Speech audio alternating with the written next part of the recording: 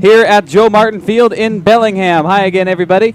My name is Ryan Carlson. Thrilled to be back with you. Thrilled that we are in the playoffs together this 2021 summer of return to baseball for the West Coast League. And the Bells coming off a strong 2-1 series win in Cowlitz. The Yakima Valley Pippins coming from home off a 1-2 series loss to the Wenatchee Apple Sox. But none of that matters. Yakima clinched the first half of the West Coast League season, clinched their spot, and they knew they were going to be here a long way ago. The Bells clinched more recently, but have the second best record in the West Coast League North and are ready to face off against the Pippins here for the third time all season. There's been one series here at the Hagen Diamond at Joe Martin Field and one out in Yakima. That one more recently. The Bells visited the Pippins back in July 9th through July 11th. Took 1 out of 2 that series, and the Pippins also defeated the Bells 2-1 when they visited the Bells for the second home series of the season here at Joe Martin, June 8th through June 10th. But all that is in the rear-view mirror now, and the playoffs, a fresh sheet, a new start for both teams. All that matters is each game, and Game 1 here tonight in just a little bit. It's going to be a great one. First pitch, 6:35, Pippins and Bells for the first time in the West Coast League playoffs. We got a great pregame for you, too. We'll talk to head coach Adam Giesland and Noah Ferguson, one of the Bells relievers, one of the Bells closers, who's been put in some stressful situations all season, and got the win at the final regular season game down in Cowlitz this past Thursday. It's a great talk with Noah Ferguson. It's a great pregame coming up on your home for Bells baseball, 98.9 K-Bay and online at 989kbay.com. Discover the joys of retirement living at Meadow Greens Retirement Community. Located in beautiful Linden on a 5-star golf course with panoramic views of rolling green hills and snow-capped mountains rising in the distance. Enjoy an independent lifestyle with your own private suite and so many amenities, including a fitness and wellness center, complimentary golf membership, and tailored social activities, or kick back and cozy up next to the fireplace in the library lounge. Plus, fine dining, 3 meals a day at the Outward 9 restaurant and the Duck Hook Bistro. Meadow Greens is a place where your independence is valued while your needs are taken care of. And rest assured that your comfort and safety are their highest priority. It's retirement living at its finest with a vibrant community and welcoming staff. Call Meadow Greens today for more information and to arrange a private tour. Call 360-354-8200 or online at meadowgreenslinden.com. The grass is always greener at Meadow Greens Retirement. All right, Ant Patrol coming through. Is that a cookie crumb? No more cookies. We've got ants, people. Leave no trace. Dealing with ants and feeling overwhelmed? BioBug can help. Even just a few ants in your kitchen can mean a whole bunch of ants in your walls. And as a wood-destroying organism, they can cause serious harm. That's why BioBug uses the latest pest control technology to provide long-term solutions and immediate results. Protect your home when you call BioBug today. Service you can trust, experience you expect. Go to biobug.com. I'm Washington State Elections Director Lori Agino. Thousands of offices are up for election this November, from mayors and city council members to school boards, fire districts, and more. Don't miss the opportunity to weigh in on local matters that matter to you. Make sure you're ready to vote by visiting VoteWatch. Back in 15 seconds. ewa.gov. And remember, Election Day is November 2nd. Sponsored by the Office of the Secretary of State and aired in cooperation with the Washington State Association of Broadcasters and this station. It's the Bellingham Bells pregame on 98.9 K-Bay. Time to get to the pitching matchup tonight, and it is a good one. First, for the visiting Bellingham Bells, it is Kenny Johnson getting the start on the mound for Game 1 here in the playoffs. And for the Bellingham Bells, it will be Tommy O'Rourke. Kenny Johnson, though, 6'3", 195 pounds, right-hander from Lancaster, California, making his 11th appearance, his 10th start here in Game 1 of the West Coast League North Divisional Series. Kenny Johnson has an ERA of 4.46, and he usually goes about 6 innings per game. That would be the season average for Kenny. He's gone as short as 5 innings and as long as, 6 1/3. So look for him to go that distance if he is on tonight for the Yakima Valley Pippins. And Tommy O'Rourke is 1 week removed from his start against the Highline Bears. It was not Tommy's first start. In fact, Tommy making his 6th appearance, 5th start of the season here against the Pippins. He has seen the Pippins before on July 9th in Yakima. Tommy went 3 innings, 2 runs, 3 hits, 3 walks, 5 strikeouts, and was tagged with the loss. Bells lost 2-3 in that game.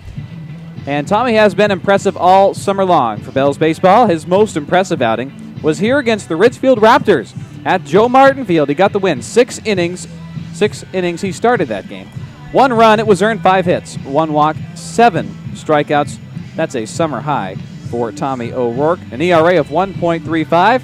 The 6'2", 200-pound right-hander gets the start for the Bells, and it is going to be a great one here today. Bells finished 500 on the season, 24 wins, 24 losses, and the 2 wins in Cowlitz has given them some momentum, hopefully coming into this Game 1 against the Yakima Valley Pippins, who finished 29 wins, 19 losses, best record in the West Coast League North, second best record in the West Coast League this year.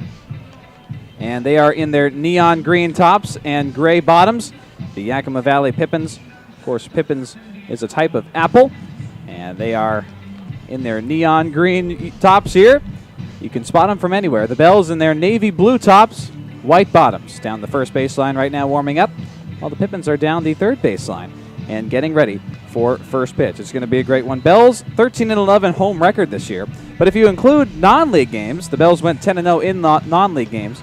All of those were at home. 23-11 would be the home record. The Pippins 13 wins, 11 losses on the road. The home record definitely trumps that one for the Pippins. 16 wins, 8 losses at home, and that's where the Bells will have to go tomorrow, regardless of what happens in this game, obviously. Win or lose, Game 2 will be tomorrow in Yakima, and if the series is tied, it will be a Game 3 the following night in Yakima at Yakima County Stadium. The Bells have been there one series already. Talked about that early July, and that's where they will head tomorrow for Game 2. But Game 1 here today between these two teams. Season record between them, Bells 2 wins, 4 losses.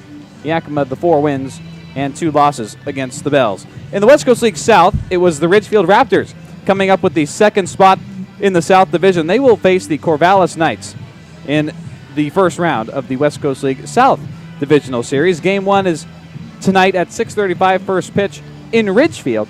So all West Coast League playoff action tonight, and at the same time, it's going to be a fun night of baseball for sure. Can't wait to get to this one. First pitch, moments away. We have Noah Ferguson on deck. Also, we talked to him earlier today about the season, and we will get to that in just a little bit. Also, we'll get to the starting lineups after this on your home for Bells baseball, 98.9 K-Bay, and online at 989kbay.com. Hi, this is Jacob Marr with Marr's Heating. Are you looking for an HVAC system that will adapt to your home's needs? A variable speed heat pump from American Standard Heating and Air Conditioning does exactly that, giving you lower utility bills and maximum comfort.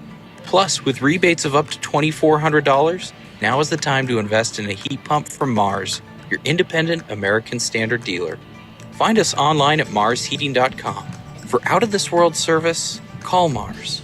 Are you turning 65 soon or planning for retirement? Medicare can be a bit confusing and for some overwhelming. Call Vibrant USA at 866-733-5111. We specialize in Medicare health insurance plans, and our knowledgeable agents can make the process simple and easy to understand. There is never a fee for our services, and with local offices in both Bellingham and Linden, help is just a phone call away. Do you consistently outproduce others with whom you work? Do you always live up to your commitments, even if it requires going the extra mile? Are you a highly disciplined individual who always sees projects through to completion? Do you naturally build trust with the people you meet? Can you be direct and convincing when you know it is right for the customer? Cascade Radio Group has an opening now for someone who is loaded with marketing know-how and loves to sell. We offer unlimited earning potential, a commitment to providing our people with the marketing resources to get the job done, and an organization with a mission to help local companies grow through effective radio and digital advertising.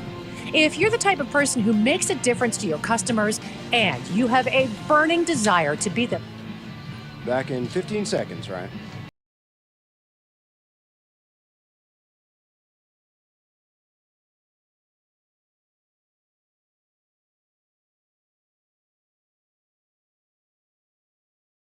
It's the Bellingham Bells pregame on 98.9 K-Bay.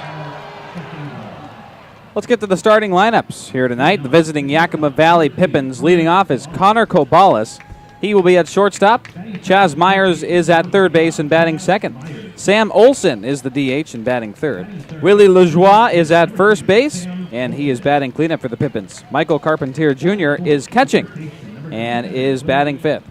Blake Dickman is batting sixth and in right field. Taylor Holder's in center field, and he is batting seventh. Alex Shanks in left field tonight, batting eighth, and Spencer Marenko will be at second base and batting ninth for the Pippins, all going up against the Bells starter, Tommy O'Rourke.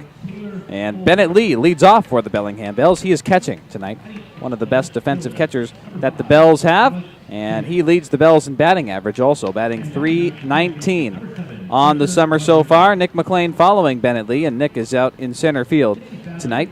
Luis Aviles is at first base, his best played position so far this summer with the Bells, although you could put Luis anywhere, and he would play really well. Also a catcher.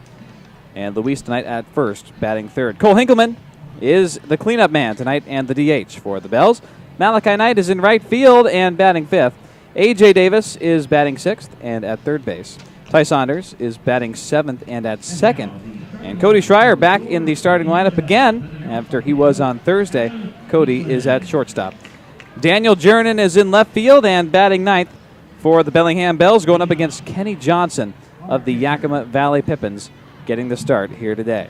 Again, game one here tonight, Saturday night at the Hagen Diamond at Joe Martin Field. And then games two and, if necessary, game three out in Yakima for this first round of the West Coast League North Divisional Series. And lots of fans on hand here tonight for game one between these two teams. We will talk to Noah Ferguson and head coach Adam Giesland when we come back on your home for Bells Baseball, 98.9 K-Bay, and online at 989kbay.com.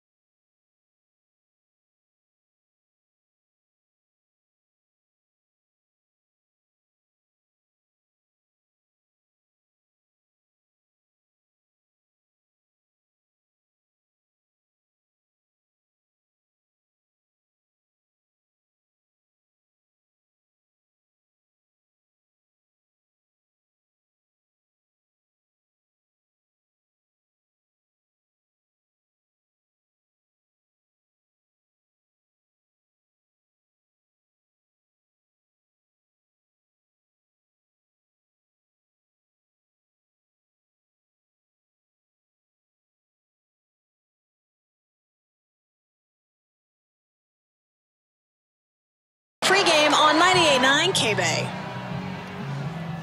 Last time these two teams met, it was an exciting series, no doubt. That was out in Yakima the weekend of July 9th through July 11th, Friday, Saturday, Sunday series. And every game was a close one between the Pippins and the Bells, and Tommy O'Rourke was on the mound for one of those, and he gets the start here again tonight, game one of the series. And those games, by the way, in Yakima, Tommy O'Rourke started the first one and was tagged with the loss. Bells lost 3-2 to the Pippins. That was on Friday night. On Saturday night, Eric Chavarria, who is not with the Bells for this playoff push, but ended the regular season with the top West Coast League ERA and just impressed. Outing after outing for Bells baseball all summer. He got the win on that Saturday. Bells shut out the Pippins 3-0. Then on the Sunday game, the matinee, Bells lost 4-3. Will Armbruster had his best outing of the summer in Yakima that game. Went 7 innings, 3 hits, 3 runs. They were earned, 6 strikeouts. And the Bells coming up short 4-3 on that Sunday. Here tonight, though, Game 1. A new slate for both teams. Playoffs, West Coast League North Divisional Series. And Noah Ferguson and I talked about that a little bit earlier today. Ferguson has come in a lot of high-stress situation for the Bells over the summer. And I asked him about that also. And we will ask him about that in a little bit later, including all the high-stress games he's been in. We're on the road in Richfield, Portland, Cowlitz.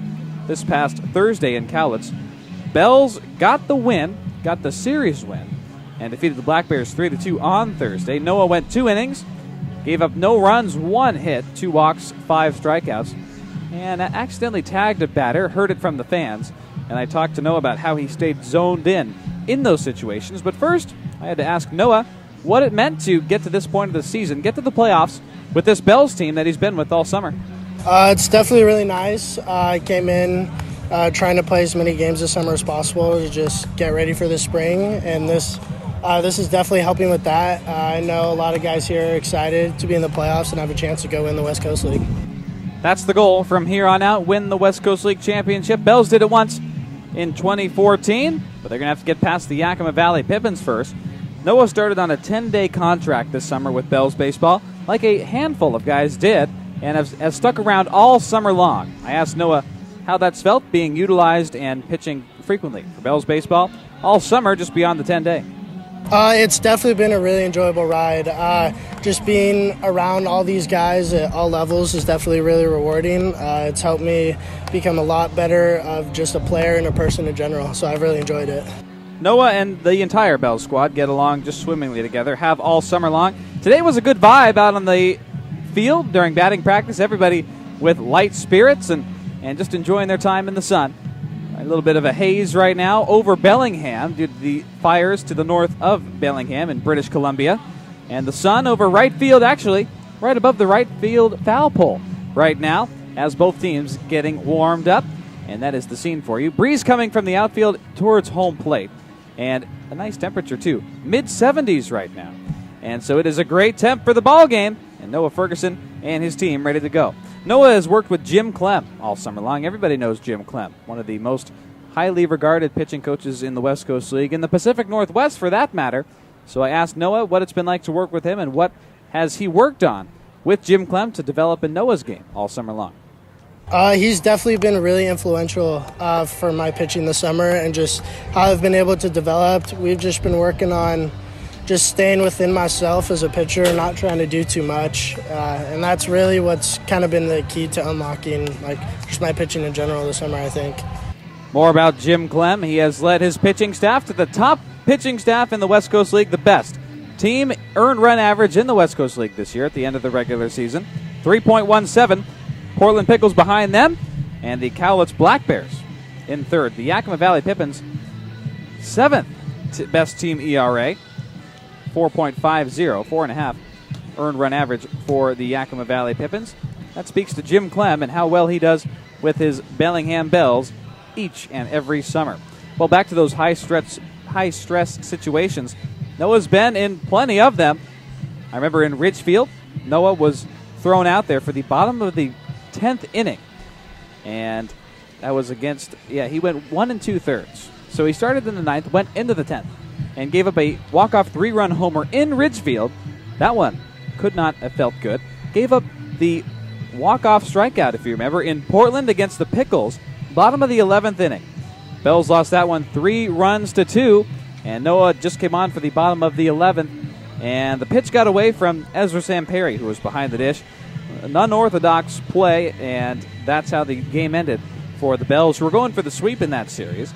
And most recently, in Cowlitz, Noah was thrown out there to hang on to the 3-2 victory, and actually went 2 innings, 1 hit, 2 walks, 5 strikeouts, and was able to get the win for the Bells, 3-2 in Cowlitz to cap off the regular season. I asked Noah what it meant for him to be in those high-stress situations and how he stays zoned in the face of it all.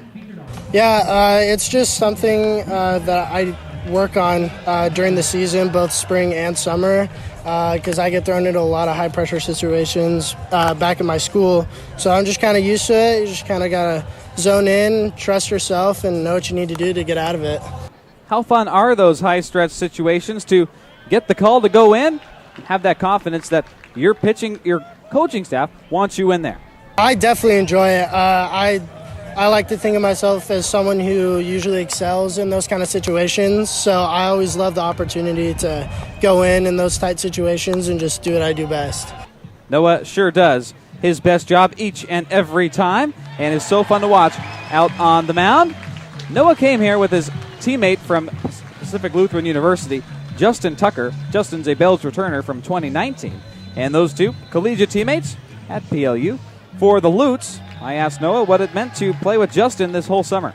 It's definitely been great.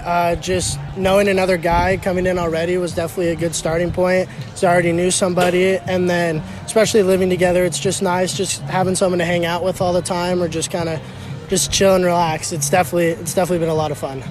Those two have great chemistry, play collegiately together, and the entire Bells pitching staff, Bells team this summer, great chemistry all the way around, everybody having a great time all summer long with each other. And Noah, one of the hardest workers on and off the field on his craft, and also just making sure he gets everything done around the hotel and wherever the Bells may be on the road or what have you. And I asked Noah, what are the keys to success tonight against the visiting Yakima Valley Pippins, who you've seen once before, and this this first series of the West Coast League playoffs? Just play our brand of baseball, honestly.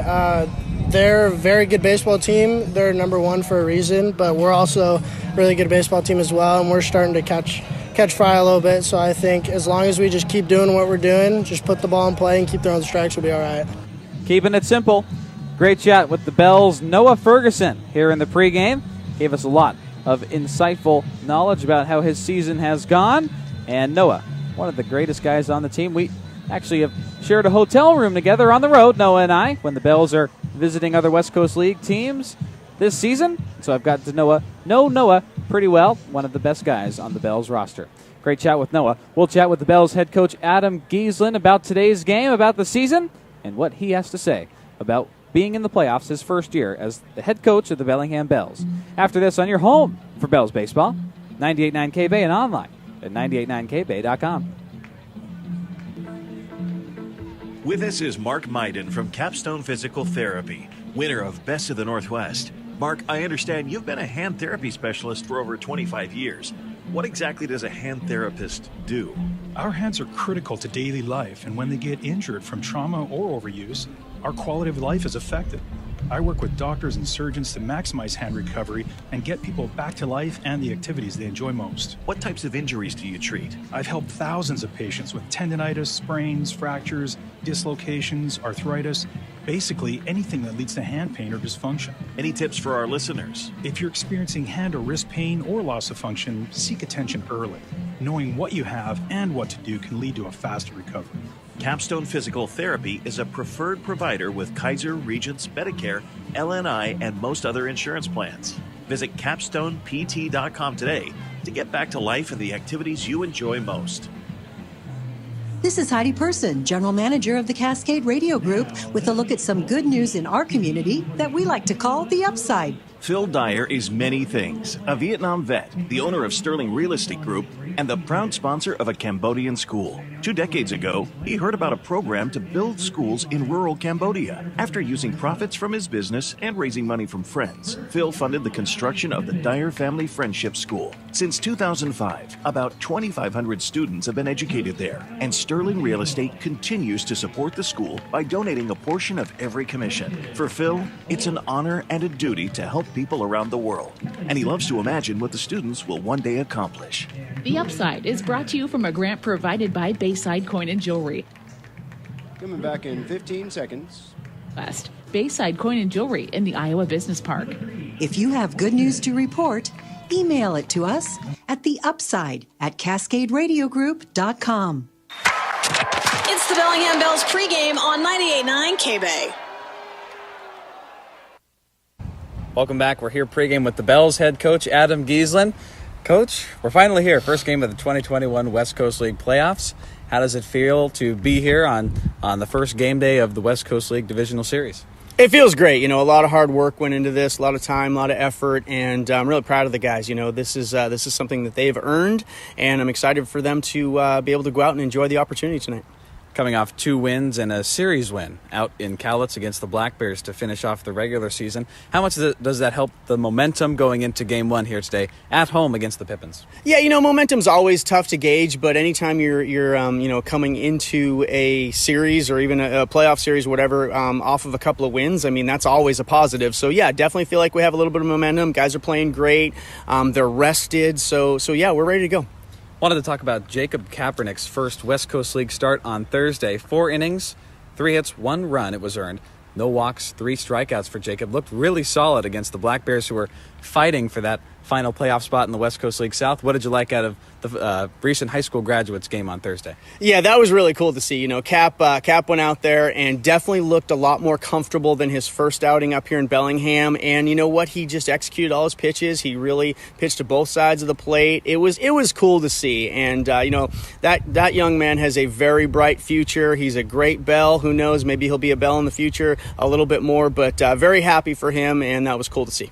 That was great to see that for him. And every game against the Yakima Valley Pippins, the Bells' opponent this first round, has been an exciting game, a close one, especially last series out in Yakima. What do you expect from the Pippins here tonight in this series?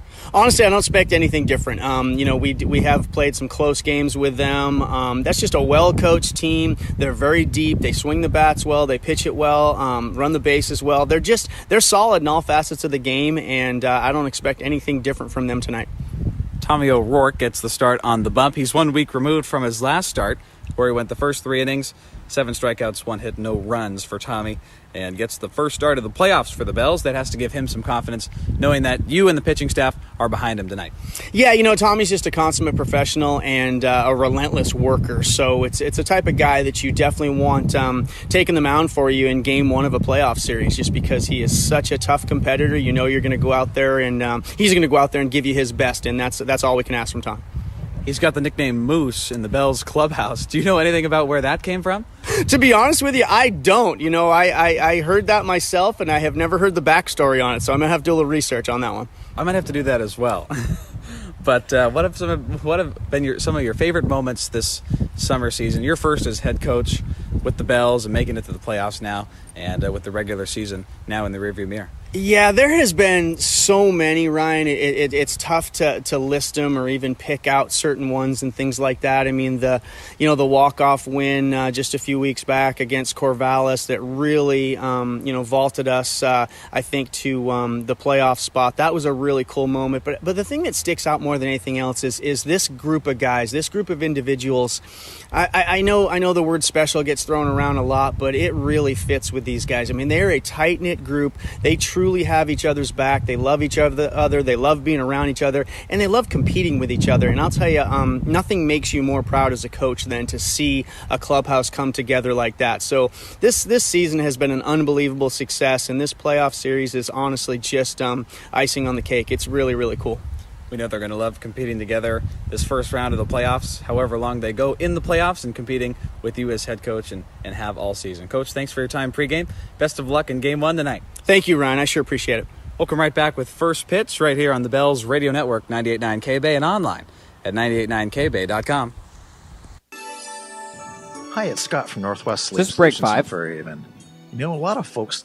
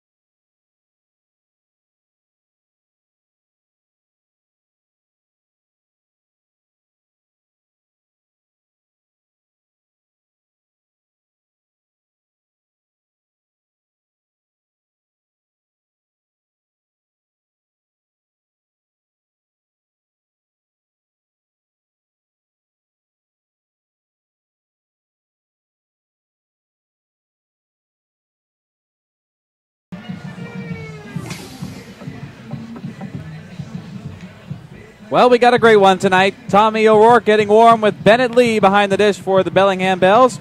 Tommy going into his sophomore year at Stanford University. Bennett doing the same, going into his sophomore year at Tulane. And those two tonight working together to get things started against the Yakima Valley Pippins, Game 1 of the West Coast League North Divisional Series. And it's going to be great. Tommy O'Rourke, 3-pitch guy, fastball, curveball, change. The changeup has been a new pitch for Tommy this summer. He's been working on it with pitching coach Jim Clem. And his last outing, he looked pretty good, pretty comfortable with it. And that'll be a nice pitch to have against the Yakima Valley Pippins lineup. Connor Cobales is getting ready to lead things off. He is slowly making his way up to the plate as we speak in his neon green Yakima Valley Pippins top, a light neon green. He's a right-handed batter. Going to be a junior at Gonzaga, Connor Cobales. He's at shortstop tonight for the Pippins. Stands at 5'11", 185. Sees the ball well, knows how to get on base. 19 walks, only 8 strikeouts this summer for the Pippins. And Tommy O'Rourke goes fastball on the first pitch. This ball game underway at 6:40 p.m. Hope you're settled in wherever you may be watching Bells baseball tonight or listening. The 1-0 is flared way high down the right field side. It's going to land just out of play. Luis Aviles was sprinting towards the fence. So was Malachi Knight. Luis at first base tonight. And Malachi Knight out in right field. Bells with an off day yesterday before the playoffs began. Everybody in the West Coast League with an off day. 1 ball, 1 strike. To Tommy O'Rourke's on the mound. Connor Cobales at the dish. Here's the pitch. And check swing. It missed just down and away. 2 balls, 1 strike. 3 umpires tonight for the first time all summer long. 1 down the third baseline, 1 down the first. 2-1. There's a strike from Tommy. Fastball at 92. 2 balls, 2 strikes. Both umpires just behind the bases over there, now in the outfield grass. 2-2. And Cobales swings and fouls it back. Count remains 2-2. Look in the Bells outfield. Daniel Jernan in left field. Nick McLean in center. Malachi Knight in right. Speed, and more speed. 2-2 at the plate. Missing down and away. Tommy looks cool and comfortable out there, though. Slowly walking back up to the mound. Extends both arms, flails them a little bit. Now has the glove to his face. Just his eyes towards home plate. Now kicks, fires the payoff. Grounded down the third base side. And it's going to be foul. Hey, there's head coach Kyle Crustangel for the Yakima Valley Pippins at the third base coach position. Making the play off the grounder to his own dugout on the third base side. And on the first base line, Cash Ulrich, head assistant coach for the Yakima Valley Pippins. Payoff try number 2. And it just missed high. Tommy goes change up. There's that pitch. He just left it a little bit upstairs to Connor Cobales, who gets on base. There's his 20th walk of the season. He knows how to stay patient and sees the ball well.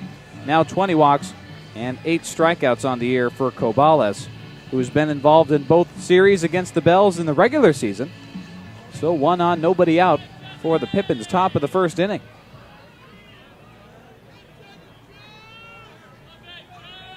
Next man up, Chaz Myers. First pitch is over the edge for strike 1. Tommy's main pitch is his fastball. Mixes it up with the curve and, again, rarely goes changeup. Just missed on that walk. 0-1 to Chaz Myers. Grounds it. A 2-hopper to Schreier at short. To second for 1. Ty Saunders is there to first. And wait a minute. They're going to call foul ball. Tommy O'Rourke wanting an explanation. And the Yakima dugout excited about that. I'm not sure what happened there.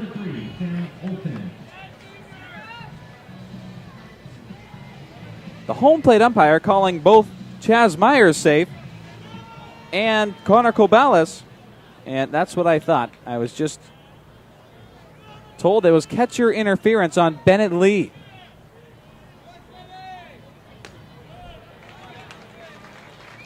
So Bennett Lee got in the way on that grounder.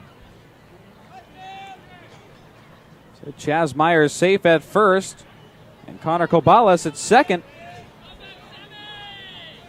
Thought that's what it must have been, because the grounder went right to Schreier. Would have been a double play had catcher's interference not have been called. Maybe a fielder's choice with Chaz Myers' speed down to first. Who knows? Nonetheless, 2 on, nobody out for the Pippins. And Tommy O'Rourke, though, ahead in the count against Sam Olson. No balls, 2 strikes. To the right-handed batting Sam Olson. The pitch, missing down and away. Gets away from Bennett Lee. He gives a little side check to Sam Olson as he charges ahead. Gets the baseball. 1 ball, 2 strikes now. Olson, another guy who's patient and sees the ball well. 25 walks, 17 strikeouts on the year. Highest on-base percentage on the Pippin squad. Sam Olson now fouls off the 1-2. On-base percentage of .417. Going to be a senior at the University of Oregon. Sam Olson's from Oregon, Eugene actually. Is the DH tonight, stands at 5'11", 214. Taking his time here, getting ready for the 1-2. Connor Kobales at second, Chaz Myers at first for the visiting Yakima Valley Pippins, top of the first inning. Nobody out. Tommy O'Rourke, the 1-2 count. And just misses high and inside. 2 balls, 2 strikes.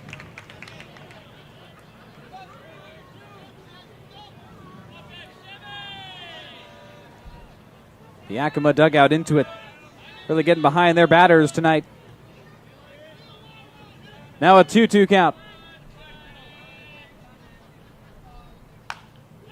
There's a grounder that gets all the way to Ty Saunders at second. He's going to go to first baseman Luis Aviles, who is there with his right foot on the bag. Out number 1, top of the first. Runners advance, though. Connor Kobales to third. Chaz Myers to second base.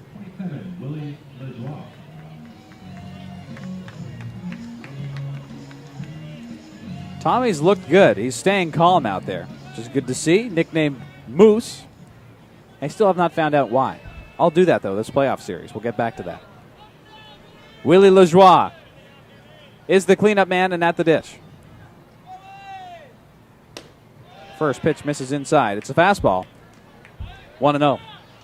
Lajoie leads the Pippins in runs with 30 on the year, in hits with 38, and in homers with 4.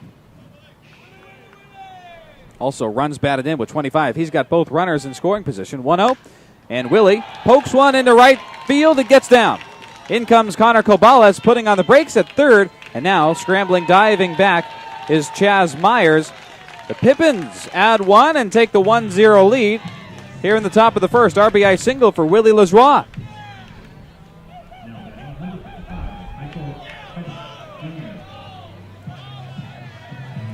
The cheering you hear is down to our left in the third base side dugout, full of neon green jerseys hanging over the fence.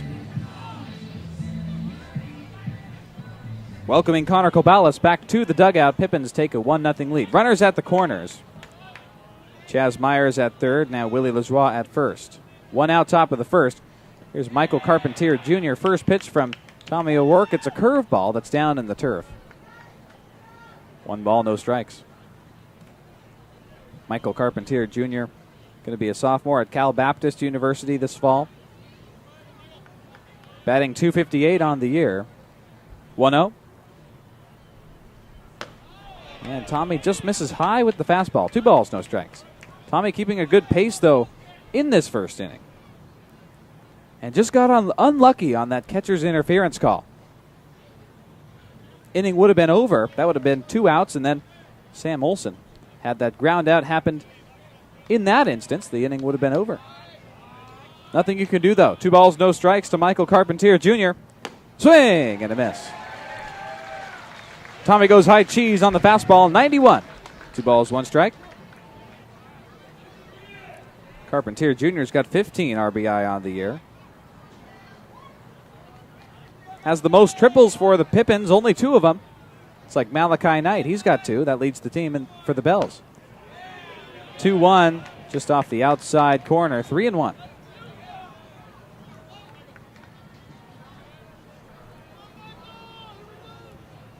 Tommy's right foot on the first base side of the pitcher's rubber. Looking out to Bennett Lee. 3-1. And it just misses outside the upper right corner. Ball 4. Bases loaded for Yakima. 1 out. Top of the first.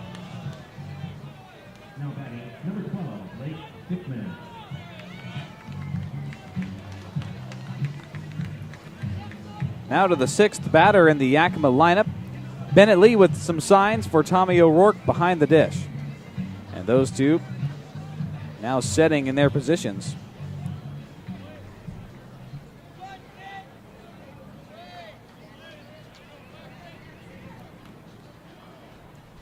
First pitch, curve to Blake Dickman. Nice pitch, Tommy. In there for strike 1. Chaz Myers at third base, Willie Lajoie at second, Michael Carpentier Jr. now at first. Bases loaded. Here's the 0-1 to Blake Dickman. And he takes it. Strike 2. Tommy goes change up there. No balls, 2 strikes.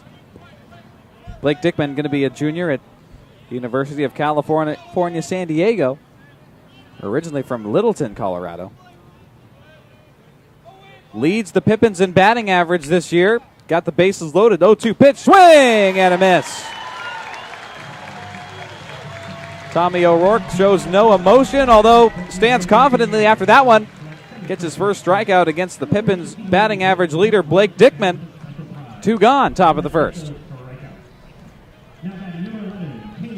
You could feel just a different air in the ball field tonight, with it being West Coast League playoffs.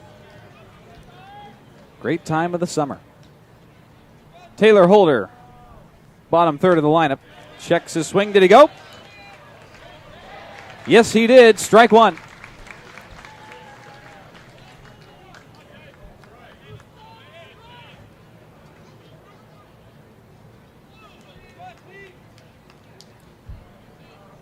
Tommy in the stretch. 0-1. The outside edge away from the right-handed batting Taylor Holder. Listed on the Yakima roster online on Point Streak as a pitcher. 0-2. Missing high and away. But tonight, Taylor Holder in center field for the Pippins. Two-way guy, sophomore out of the University of Oregon. But he's from Corvallis, where the U of O rival OSU, the Beavers, call home. 1-2 pitch. Strike 3. Tommy goes back-to-back Ks, this time looking against Taylor Holder. Getting out of the bases loaded jam with 2 strikeouts. Pippins lead 1-0 on 1 hit in the top of the first and go down with the bases juiced. Bells will take the plate for the first time in the West Coast League playoffs since 2018. When we come back after this on your home for Bells Baseball, 98.9 K-Bay and online at 989kbay.com. Dedicated to duty. Brought to you by Angel of the Winds Casino Resort salutes the tireless work of local law enforcement in our community. Hello, this is Whatcom County Sheriff Bill.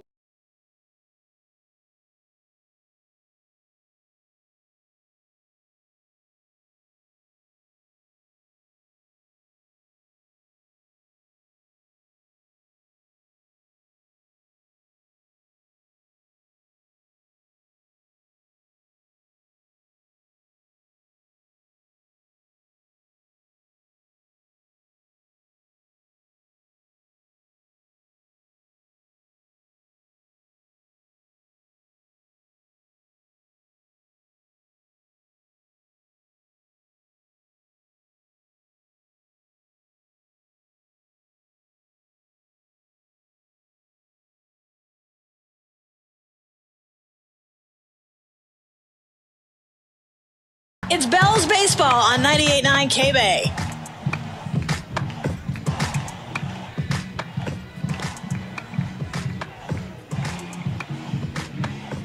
Kenny Johnson getting warm for the Yakima Valley Pippins with Michael Carpentier Jr. behind the dish. These two will work together to get things started for the Pippins here, game one. By the way, that run in the first inning, top of the first for the Pippins. First run of the West Coast League playoffs 2021. Pippins jump out to a 1-0 lead. Here's Bennett Lee. He's going to lead things off. The catcher for Bells baseball leads the Bells in batting average, batting .319 on the summer. 2021 Bellingham Bell of the Year, based off of merit. Such a team guy. Bennett Lee crossing the plate recently. First pitch from Kenny Johnson is a laser, misses down low, fastball. And right now, right foot on the first base side of the right. He sways back and forth on the pitcher's mound as to the right of home plate. 2 balls, 1 strike. Bennett with 7 doubles and 11 runs batted in also on the summer season. Joined the Bells in early July. 2-1.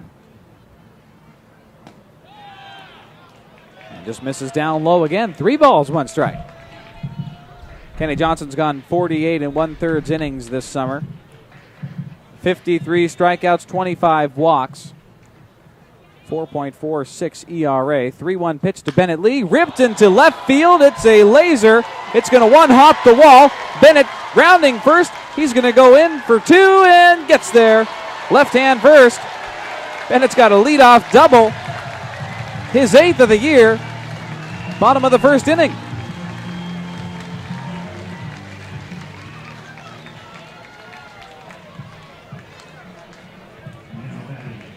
Bennett just keeps on producing for Bells baseball.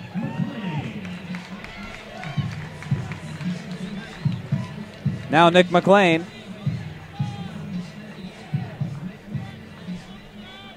Batting second for the Bells and in center field. Bats .237 on the year. Switch hitter standing in, batting left. First pitch to Nick. Popped skyward into shallow left. It's going to be playable for Connor Kobalas, the shortstop. He charges all the way into the infield grass. Between second and third, makes the catch. Out number 1. Bottom of the first inning. So Nick McLean rips the first pitch skyward and is out on the pitch. Bennett Lee still at second. 1 out now, bottom of the first. And Luis Aviles. Bells stacking the power hitters here, 3 through 5. Luis, Hinkleman, and Malachi Knight. First pitch to Luis. And he pops it up foul down the right side. 0-1.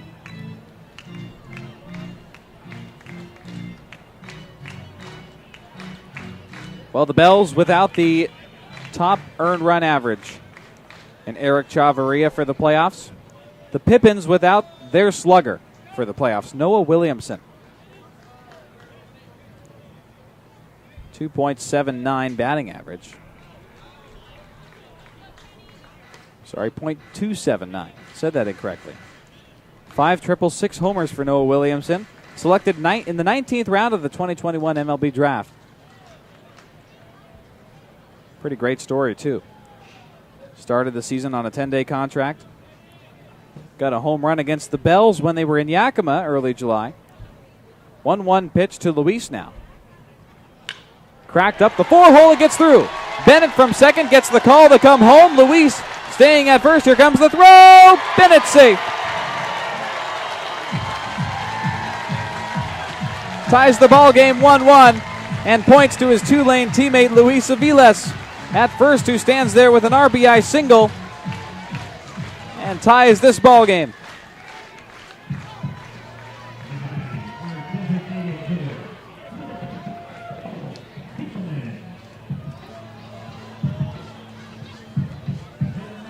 Now the 6'4", 215-pound left-hander Cole Hinkleman at the dish.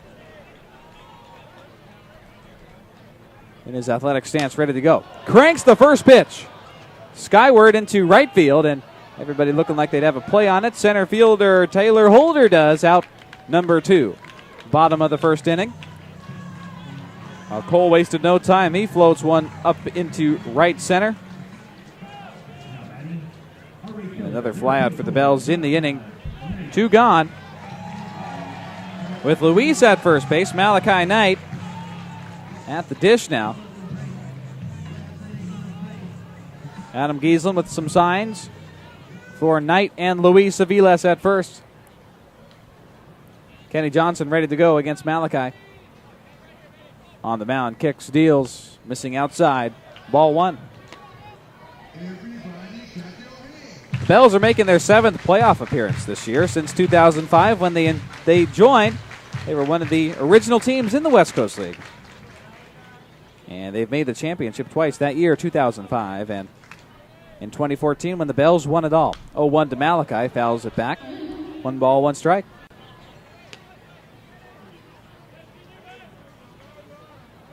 Pippins making their 4th appearance since joining the West Coast League in 2014. The year the Bells won it. The Bells actually saw the Pippins in their championship season of 2014. Pippins won the East Division that year. 1-1 pitch tonight. Pokes one into right field. It's going to drop for a base hit. Luis round second. He's going for 3. Malachi stays at first base, and Luis standing straight up. Claps once, points across the diamond to Malachi. Bells have runners on the corners, and here comes A.J. Davis.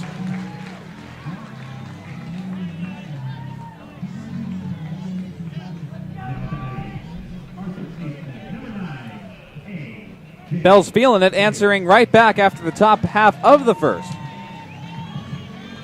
A.J. bats .216. 15 runs batted in on the season. 6'2", 180 pounds, taps home plate. He's ready to go. Luis at third, Malachi at first. Check over there. At first base, Malachi slides back.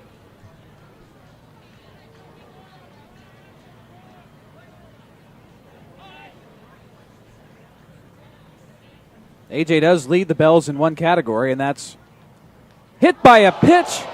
And that's what happens right here. That'll be his 16th on the season. In the middle of his left leg on the outside. In that awkward part. It's not the shin. It's not the calf. Now he's got his left arm over the back of David Higuera. A.J. standing straight up. Called him off initially. Said he's okay. Now standing still about 5 feet down the first baseline. Adam Giesland over there. So is catcher for the Pippins, Michael Carpentier Jr. Bell's athletic trainer over there. So is Ty Saunders, who was in the on-deck circle. Davis swinging back his left leg, back and forth. The athletic trainer looking at it. Everybody asking him, how does it feel? How do you like that for timing? Talking about A.J. leading the Bells in hit by pitch. Gets tagged with another one. Now he's slowly walking down the first baseline, laboring that left leg, but looking okay with each step. Got his bat in his right hand dangling. Giesland and Higuera right behind him. Now they say get rid of the bat. Give it back to Ty Saunders has it.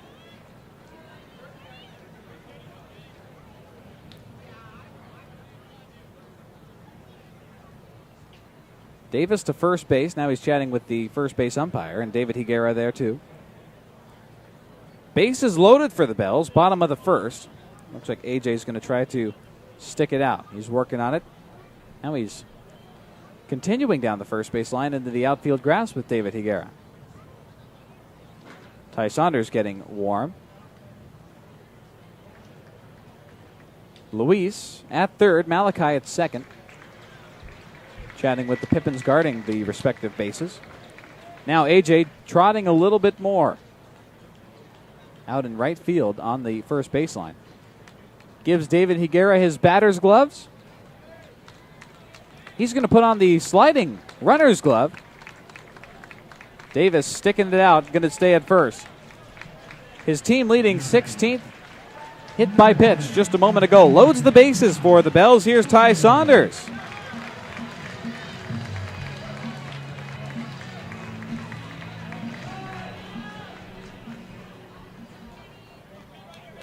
Ty also a switch hitter. Two of them in the Bells lineup tonight. Batting left. First pitch. Missing down and away. 2 outs, bottom of the first inning. 1-1 ball game, and both teams have had the bases loaded in the first. Bells for the first time right now with Ty Saunders at the dish. 1-0. Ty cranks one down the left field line, playable for Alex Shanks. He dives and makes the grab while he slides over the third baseline. Out number 3, bottom of the first. How's that for playoff baseball? 1 inning gone, 1-1 ball game. This is got the makings of a great series. Top of the second coming up on your home for Bells Baseball, 98.9 K-Bay and online, 989kbay.com. The crack of the bat.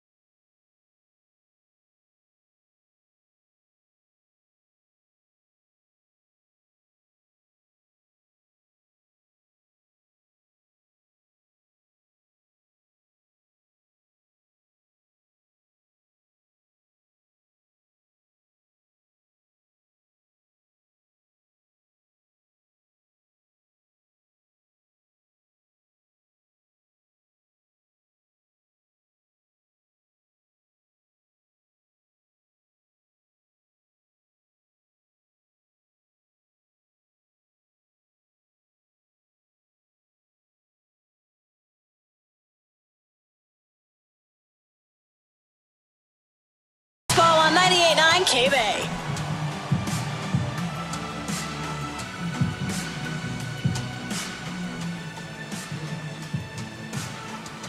A.J. Davis tossing around the baseball while Tommy O'Rourke gets warm with Bennett Lee. And Davis planting, throwing, all on his left foot. Looking good. He's going to stay at the hot corner for the Bells defensively. Top of the second inning now. Alex Shanks leads off for the Pippins, and O'Rourke's got his face covered with his glove. Kicks, steals, and it's a curveball left inside. Shanks dives backward out of the way. Ball 1.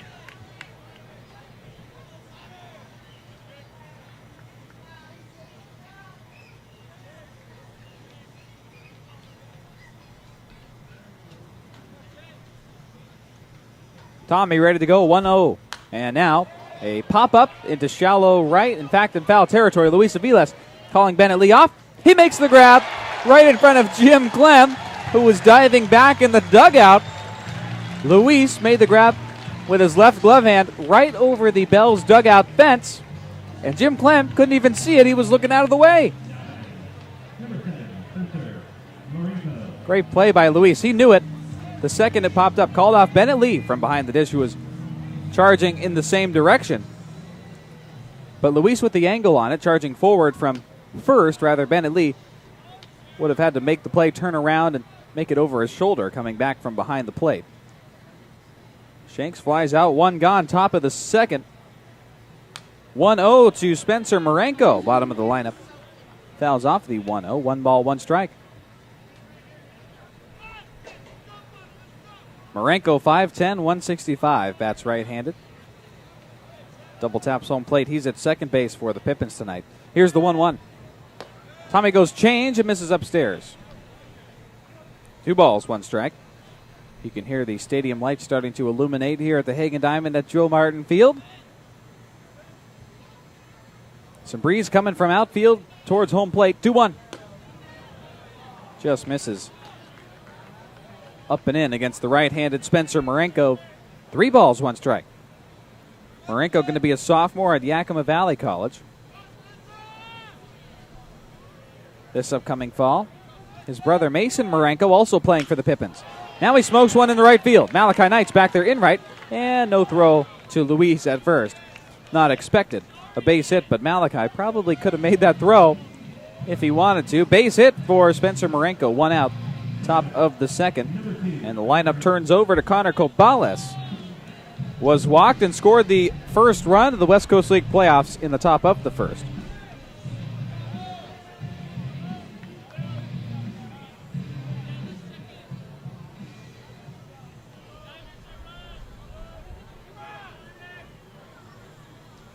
Now first pitch to Kobalas. Tommy kicks and fires a changeup that just missed. Looked pretty good from our vantage point. Bird's eye view right above home plate. Press box at Joe Martin Field. 1-0. Tommy looks over at first.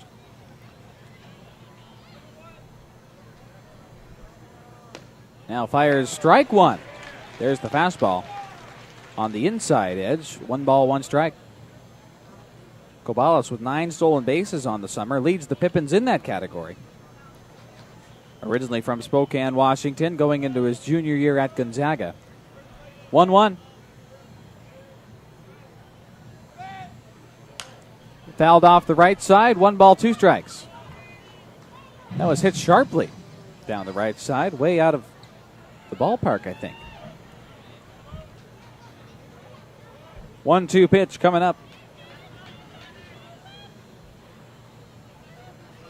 Kobalas advancing to second in the first on that catcher's interference. 1-2. And Bennett stands straight up, grabs the pitch, misses high. 2 balls, 2 strikes. Bell's infield tonight. A.J. Davis at third, Cody Schreier at short. Ty Saunders at second, Luis Aviles at first base. Tommy looks over there. Spencer Marenko getting a lead-off 2-2 pitch. Kobalas at the plate, check to first though. And Marenko getting back.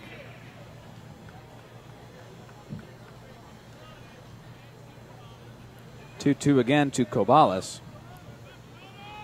Went 2 for 4 in his last game on Wednesday against Wenatchee. Runner goes, the throw from Bennett Lee is there in time. The tag, they got him.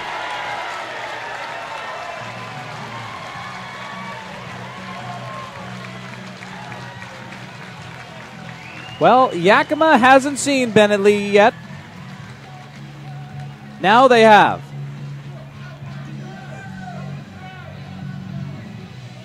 A missile to second where Ty Saunders was there. They catch Spencer Marenko stealing.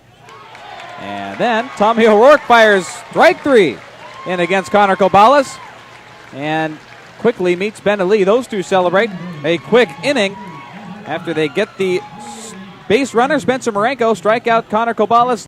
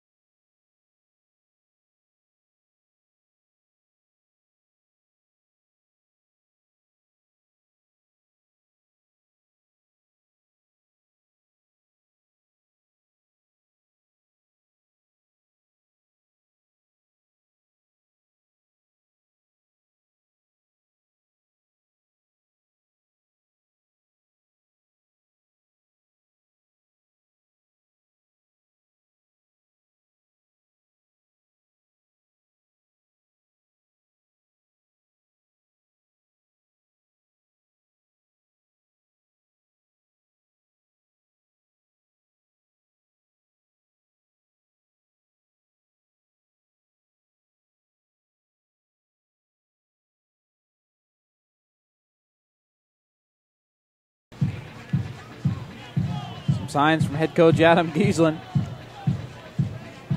Luis with the all-white cleats with some gold stripes on them. Gold-plated bottom. First pitch to Luis. Dives away. 1 ball, no strikes. Luis brought in Bennett Lee in that first. Bottom of the first. On the RBI single into right. His 22nd run batted in this season. 1-0. And he flinched at it, missed outside. Luis didn't go. 2 balls, no strikes.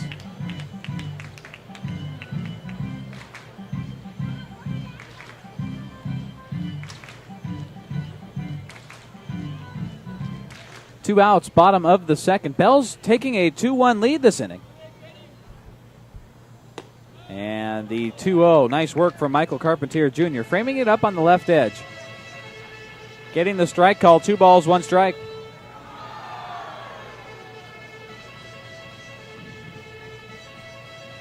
Kenny Johnson has a nickname from all of his Yakima Valley teammates. 2-1 to Luis. He leans back out of the way. 3 balls and 1 strike. They call him Old Man. 23 years old. The running joke on the team, I guess, is that he has 2 mortgages. Even though he's going to be a senior at Cal State Bakersfield this fall. Kenny Johnson, the oldest member of the Yakima Valley Pippins. Now the 3-1 to Luis. Fouls it up and back out of play. 3 balls, 2 strikes. The Pippins hosted the Highline Bears on July 31st, and talking to the Pippins broadcaster Chris Rosado Jr., who's here in town for this series, or for this game, said that the players were able to choose what goes on the back of their jerseys for that series against the Highline Bears, and Kenny Johnson chose Ken Dog. Now the payoff pitch to Luis. It missed. High and inside from Ken Dog. Ball 4. Nick McLean and Luis both getting aboard on a walk.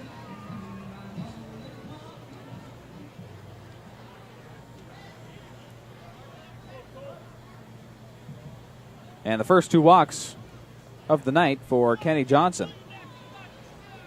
Here comes pitching coach Kelly Fitzpatrick making a slow walk out to the pitcher's mound to visit Kenny Johnson. And there's a catcher making his way back to the bullpen along the left field fence for the Yakima Valley Pippins.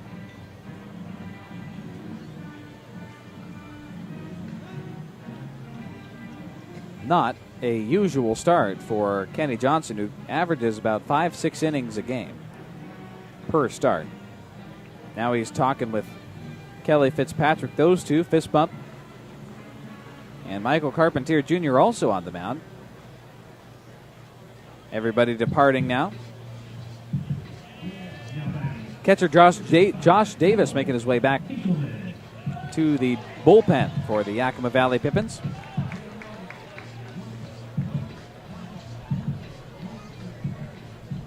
So 2 on, 2 out for the Bells, bottom of the second. McLean at second. And Aviles at first. Here's the slugger, Cole Hinkleman, first pitch. Missing away from the right side of the strike zone. 1-0. Hinkleman leads the Bells in slugging percentage, .587. And on base plus slugging percentage, just shy of 1,000, .996. 1-0.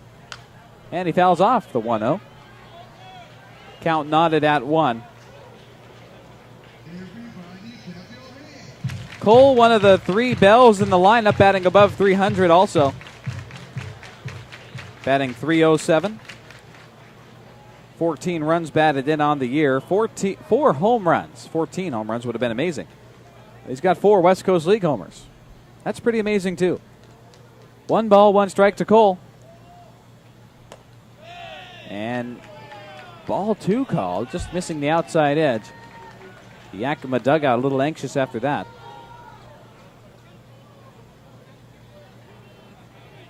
Two balls, 1 strike to Cole Hinkleman.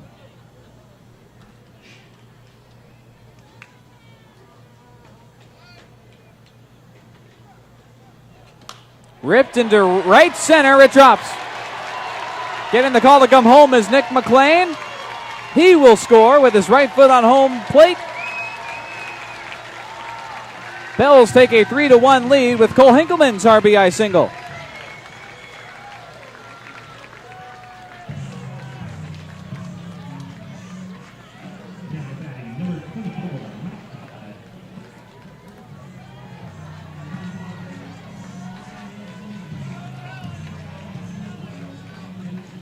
And Luis Aviles moving all the way to third from first on that single. Runners at the corners now for Malachi Knight.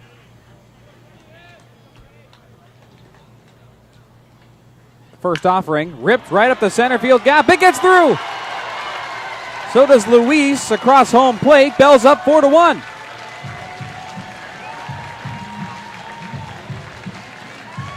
Back-to-back RBI singles for Cole Hinkleman and Malachi Knight. Malachi goes 2 for 2 with that one.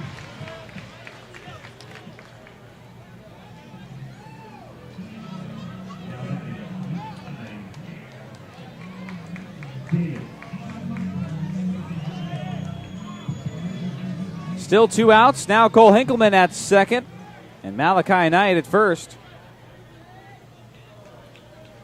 Malachi getting his 11th RBI of the year. First pitch to A.J. Davis, and he flinched at it, held up, didn't follow through, but strike one called.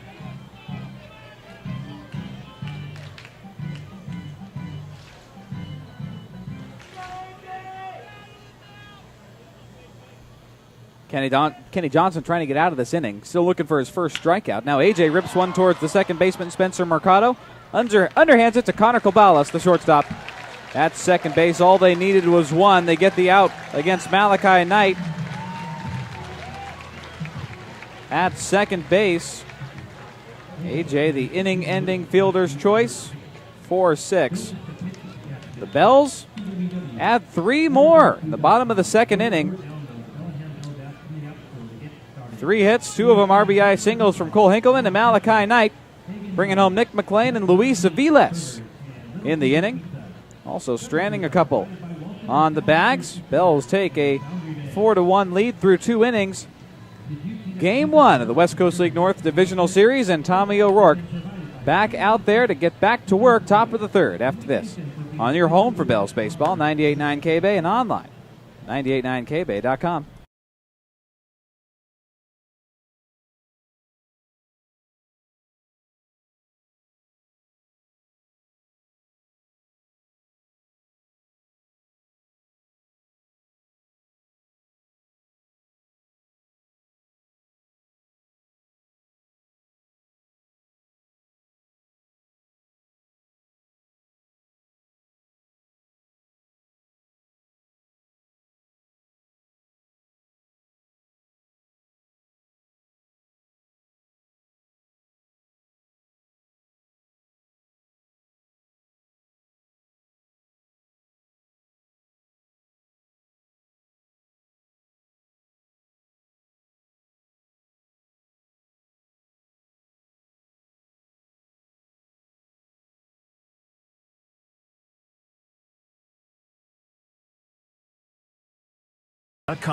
Baseball.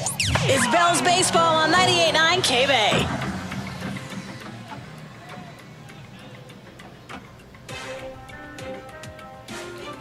Dancing along to the top of the third inning. First pitch to Chaz Myers is a good-looking curveball in there for strike one from Tommy O'Rourke. Doesn't look like he's missed a beat. Back on there, top of the third. Tommy tonight has 3 strikeouts. Now the 0-1. Curveball dives just downstairs. 1 ball, 1 strike. Chaz Myers was at the plate, grounded into the 2-hop chop that was called catcher's interference. So he was safe at first base. So was Connor Cobalas at second. And Chaz stranded at third base in that top of the first. 1-2 pitch. After he fouled off the 1-1. Check swing. He went around. Strike 3. Chaz Myers didn't like it. 4th strikeout for Tommy O'Rourke. Cooking here early on.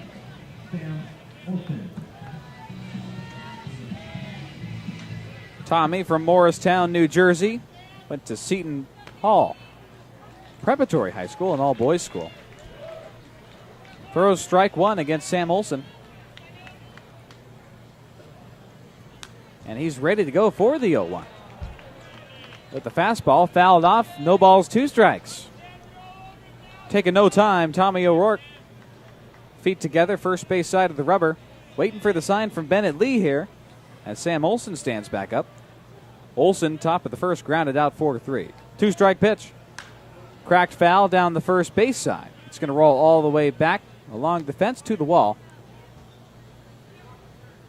Hey, there's Connor Portugal from the bullpen. He's going to charge down there and get it.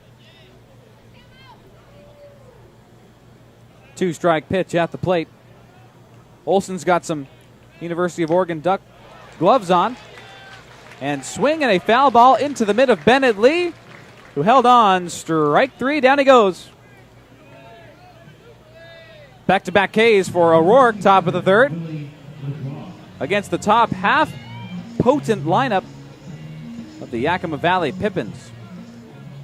Everybody in the starting lineup for Yakima batting above 200. Now a swing and a miss from Willie Lajoie at the curveball from O'Rourke. 0-1. Lajoie has the RBI single in the first that gave the Pippins a 1-0 lead. Now here's the 0-1. And skips off the turf in front of home plate off of Bennett Lee. In front of Lajoie, 1 ball, 1 strike.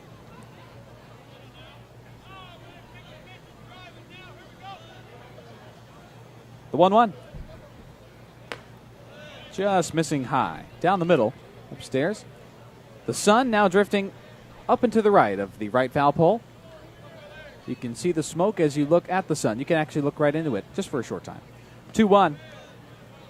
Down and away. I don't advise anybody to do that. I shouldn't be doing that. I'm looking at the field.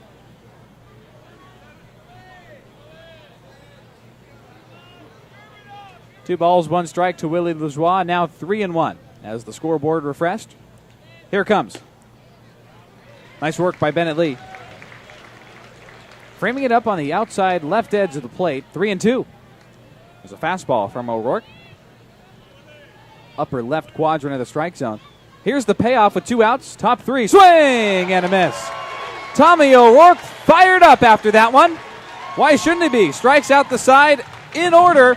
1, 2, 3. Top of the 3rd. O'Rourke settling in here. Game 1 of the West Coast League North Divisional Series. Bells lead 4-1. Let's go to the bottom of the 3rd. Leading off for Bells Baseball, Ty Saunders after this. On your home for Bells Baseball. 98.9 K-Bay and online at 989kbay.com.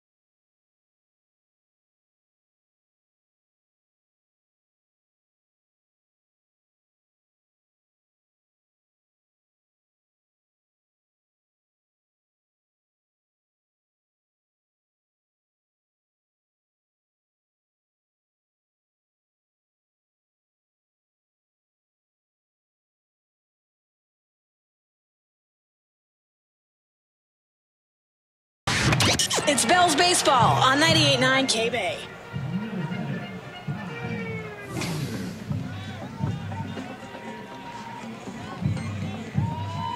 How about Tommy O'Rourke? Feeling it over there. New pitcher for the Yakima Valley Pippins, Dylan Bishop on the mound. Kicks and fires the first pitch. Ty Saunders lays down a bunt down the third base side. The throw to first. They got him. Nice execution from Chaz Myers at third to charge all the way down the third baseline. Get it across the diamond to Willie Lajoie, out number one. Bottom of the third inning. That was a well-placed bunt, and the Pippin defense doing a good job there. Kenny Johnson goes 2 innings. 6 hits, 4 runs. They were all earned. 2 walks and couldn't find a strikeout tonight. Tough and unusual start for Kenny Johnson, who's usually lights out. Now Dylan Bishop fires a curveball in against Cody Schreier. He's got a run back in the second. 0-1. Goes back to the off speed. Cody cranks one in the right field. A grounder all the way back to Blake Dickman. And Cody's 2 for 2. Couple of base hits. One more here in the bottom of the third. Here comes Daniel Jernan.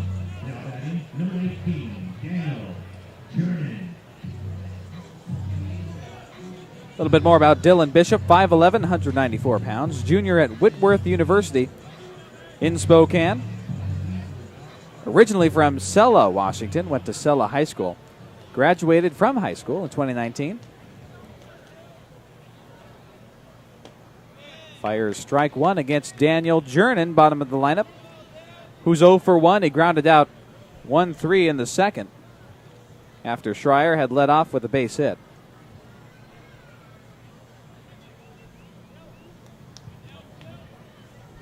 Now the 0-1. Missing outside check to first, and Schreier gets his right foot back on the bag. Just a half second to spare. 0-1 to Jernan still. Batting .251 coming into tonight. Tied for second in doubles in the Bells roster with Emilio Corona and Ty Saunders. Fouls off the 1-1. Is it playable? No. 1 ball, 2 strikes. That's not right at all. Corona leads the Bells in doubles with 15, and he is not in the starting 9 tonight. Emilio getting the night off, at least from the starting lineup. So Jernan tie with Ty Saunders. 9 doubles each for second in doubles. And Jernan leads the Bells in stolen bags with 12. 1 ball, 2 strikes. Ropes one in the right field. That's rolling well. Going to get all the way back to the track. And Blake Dickman scoops it up, getting the call to come all the way home from first. Cody Schreier. He will score.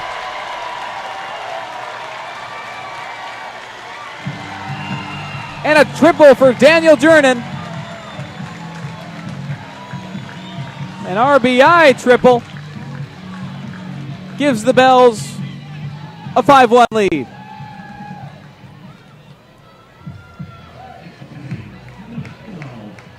Cody was booking it all the way from first base and made it all the way around.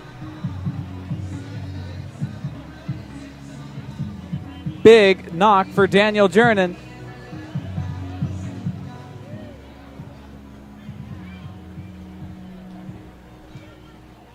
Second triple of the year. Now he's 90 feet away.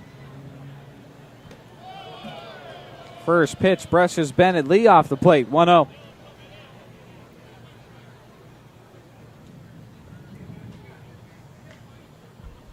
Bennett 1 for 2, the leadoff double, bottom of the first. Now fouls off the 1-0. Crank down the right field side, out of play. 1-1.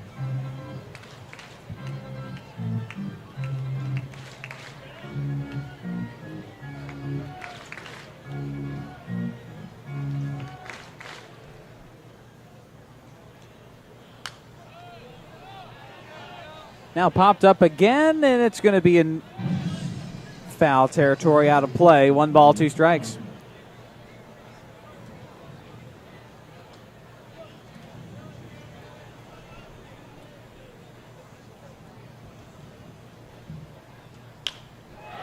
Now Bennett pokes one over the head of Spencer Marenko at second. And he's got an RBI single, bringing in Daniel Jernan from third. Bell's lead, 6-1.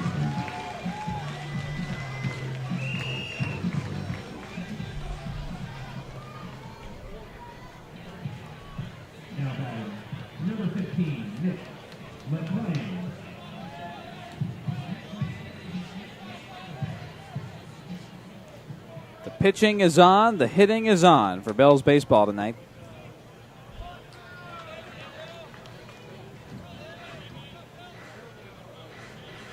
Nick McLean watches the first pitch miss, ball one. Walked on a 4-pitch count in the second, then in the bottom of the first. Popped up the first pitch to the shortstop, Connor Cobalis. Takes strike one. Now 1 ball, 1 strike. Nick with a batting average of .237. 4 runs batted in on the year. Going to be a freshman with Cody Schreier at UCLA and Malachi Knight also. 1-1. Nick floats it foul, opposite side, left field, out of play. 1-2.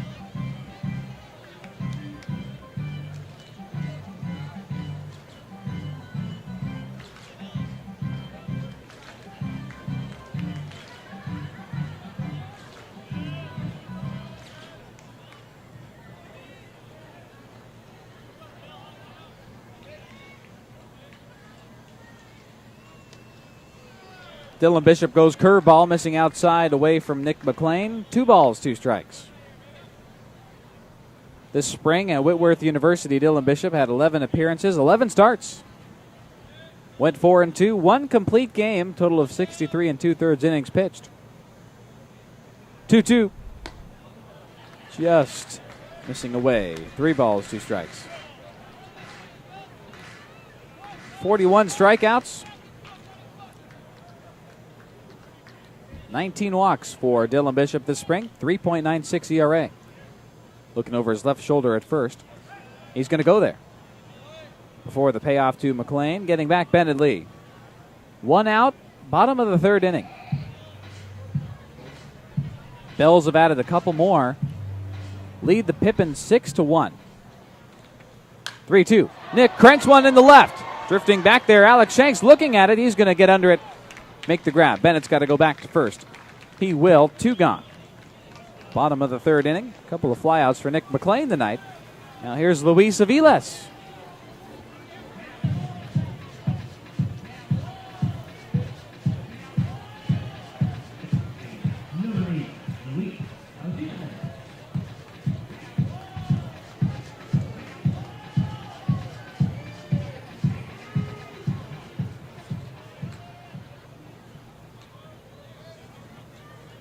Been on base both at bats tonight. Swings and misses at the first pitch. 0-1. Luis has the RBI single in the first and walked on a full count in the second. Would be brought home to score. Malachi Knight brought him home. Now takes the second pitch. Off speed inside. No balls, 2 strikes.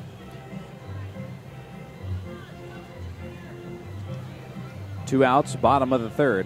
Bell's getting off to a great start. That's really the first game of the West Coast League playoff divisional series. Having it at home is a huge advantage. Bell's using that every way they can here in game 1. 0-2, missing outside. 1 ball, 2 strikes.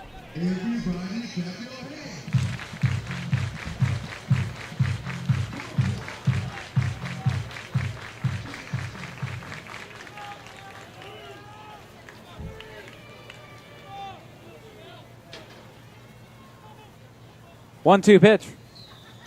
Missing down in the way. Gets away from Michael Carpentier Jr. And Bennett Lee was already going for 2. He gets there on the pass ball.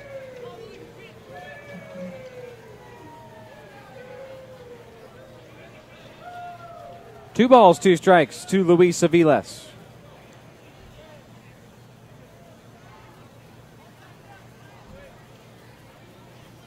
No strikeouts for Yakima Valley pitching so far. And Luis elevates one to the shortstop, Spencer Marenko. No, second baseman, Spencer Marenko, who tracks it all the way, makes the grab into his glove. Out number 3, bottom of the third. Well, the Bells had 2 more on 3 hits. Cody Schreier, Daniel Jernan coming in to score. Jernan with an RBI triple. Bennett Lee an RBI single. Back-to-back Bells lead 6-1 through 3 innings in Game 1 of the West Coast League Divisional Series. North Division rivals Yakima Valley and Bellingham dueling it out in Game 1 here at the Hagen Diamond at Joe Martin Field. It's a great one. Take a break, come back after this on your home for Bells Baseball, 98.9 KBay, and online, 989kbay.com. Silver Reef Casino Resort is now hiring for lots of exciting positions and offering a $300 bonus to qualified new hires. Are you looking for a new opportunity that offers competitive pay, employer-paid medical, 401k match, free meal on shift, and more, plus that $300 bonus? Take the next step to your new rewarding career today. Visit silverreefcasino.com and check out our careers page to see all our openings and apply. Silver Reef Casino Resort, located off I-5 exit 260. We've got that. What does your dream getaway have? Luxury hotel rooms, elegant suites, and relaxing spa?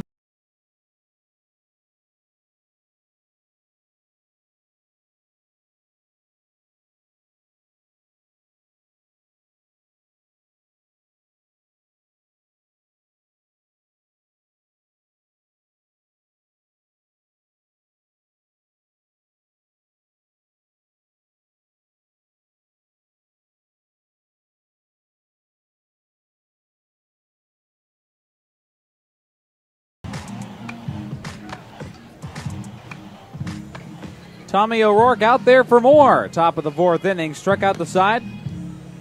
In order, 1, 2, 3.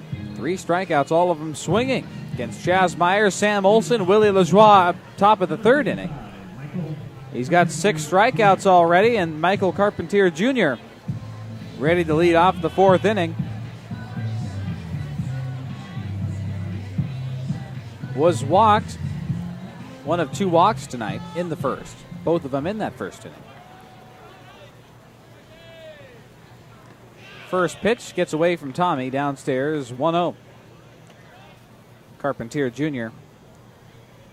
6 foot, 195 pounds, bats left.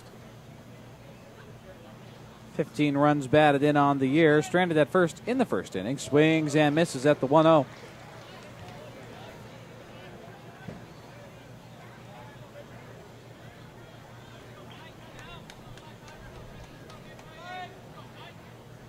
One. Cracked foul again. 1 ball, 2 strikes. Well, each series in the West Coast League playoffs, best 2 out of 3. 2 series this season. The divisional and the championship, 1-2. And missing high and away, 2 balls, 2 strikes. It's the Bells and Pippins in the north, and the Ridgefield Raptors and Corvallis Knights in the south. 10 teams down to 4. 2-2. Missing away on the outside edge. 3 balls, 2 strikes.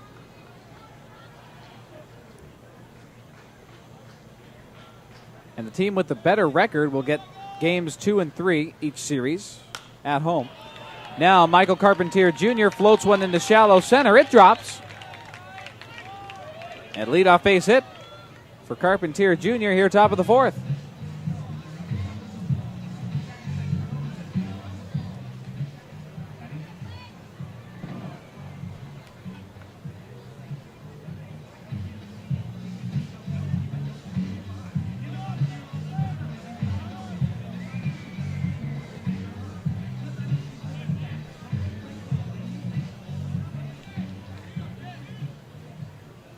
Blake Dickman to follow Michael Carpentier Jr. First pitch is a fastball missing inside, 1-0. Blake Dickman struck out swinging in the first. So did Taylor Holder. Both of them had bases loaded. 1-0. And Tommy misses high. 2 balls, no strikes. That was an exciting first inning. Both teams got 1 run. Both teams had the bases loaded. 2-0 to Blake Dickman. Fouls it back, 2 balls, 1 strike. Dickman, the man leading the Pippins in batting average coming into tonight, batting .286. 23 runs batted in, the second most on the Pippins lineup.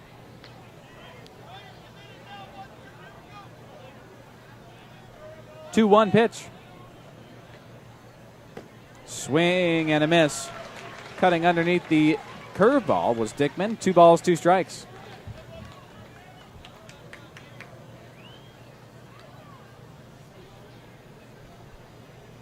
The Bells ended the year the league best 3.17 ERA. And opponents only batting .212 against them. 2-2. Fouled off by Blake Dickman. Bells pitching staff also allowed the fewest total earned runs this year, 152. Pippins ranked 6th in team ERA, 4.49. And 7th in team batting average, 232. 2-2 pitch to Blake Dickman. And he cracks it down the right field side. It's foul. Fastball from Tommy. These two battling it out. Blake Dickman, Tommy O'Rourke. Top of the 4th inning. Nobody out for the Yakima Valley Pippins. Michael Carpentier Jr. getting lead off of first. Aviles over there. 2-2 again. Cracked foul this time. Pulls it down the left field side.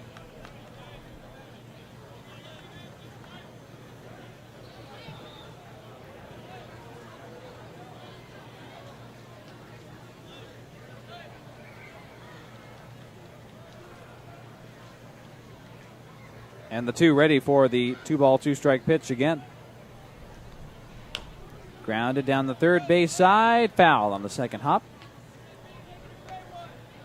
Blake Dickman fighting. So was Tommy O'Rourke.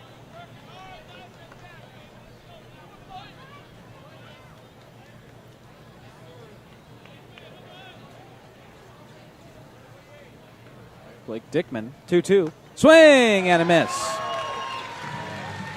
Tommy O'Rourke gets it done in that battle. 7th strikeout of the night for Tommy O'Rourke. Blake Dickman goes down for the 2nd time tonight swinging.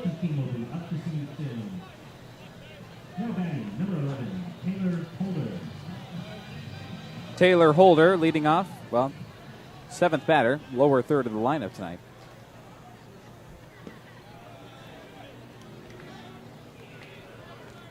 Struck out looking in the first with the bases loaded. That retired the side.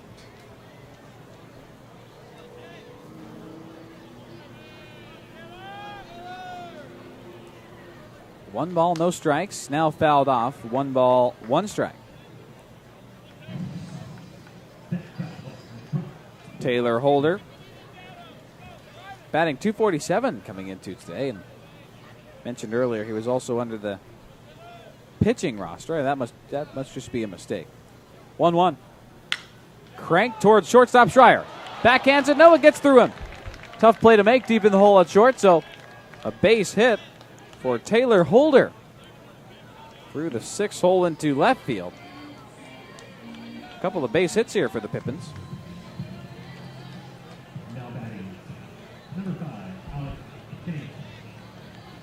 Runners at first and second now. 1 out, top of the 4th.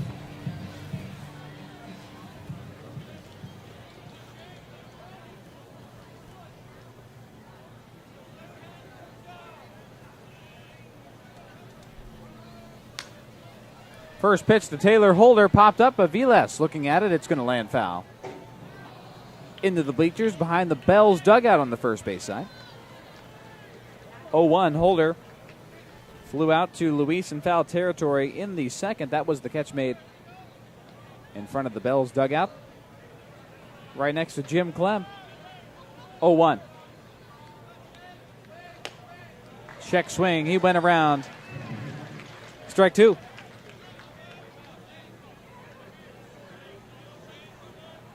Alex Shanks third in RBI for the Pippins with 22, batting .220 on the season.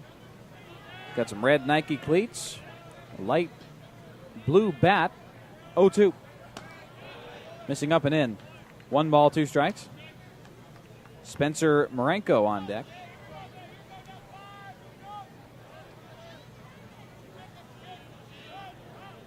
Shanks going into his sophomore year at Gonzaga.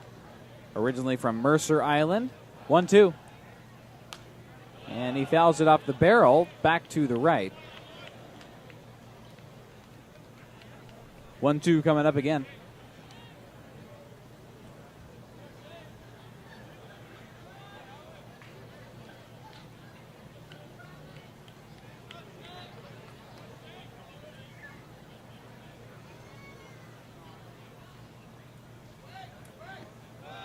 Curveball from O'Rourke. Missing underneath the strike zone. 2 balls, 2 strikes. Tommy working at a little slower pace here. Last 10 games, Pippins are 4-6. Bells are 6-4. Pippins coming off a pair of losses against Wenatchee. Bells 2 wins and a series win in Cowlitz. 2-2, pitch missed upstairs. 3 balls, 2 strikes to Alex Shanks.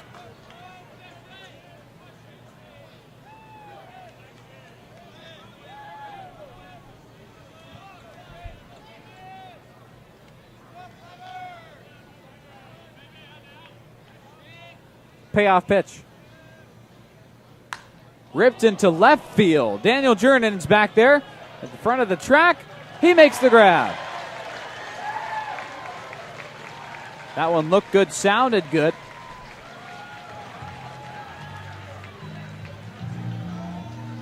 Just a little bit more. That one would have been gone. 2 gone, though, for the Pippins in the top of the 4th.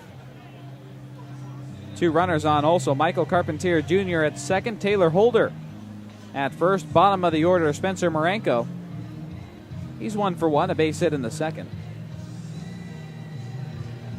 Caught stealing, though. Bennett Lee threw him down. Jim Clem right now out on the pitcher's mound visiting O'Rourke. Bennett Lee out there also.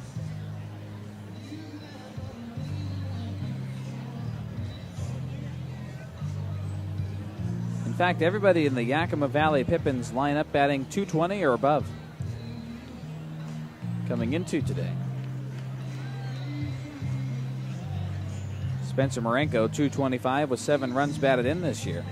Jim Clem departs and makes his way back to the dugout. Number 7, Spencer Marenko. 7 strikeouts for Tommy O'Rourke so far. He's got 2 on behind him, first and second. Here's the first pitch to Spencer Marenko. Missing outside, 1-0.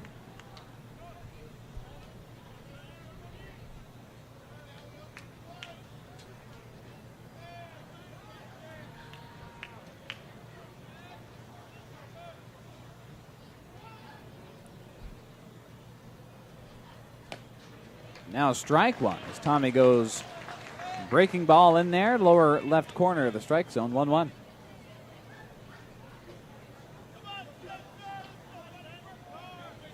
Righty on righty. 2 outs, top of the 4th inning. Ball 2 called on the 1-1. Another off-speed pitch from Tommy. Crowd not liking that one. 2 balls, 1 strike.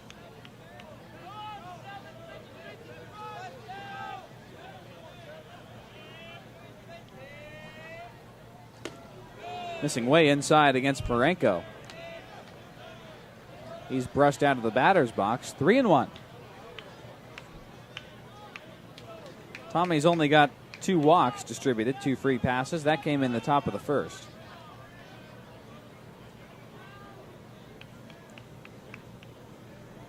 Three balls, 1 strike. Strike 2. As Marenko had taken off his protective gear and tossed his bat to his left.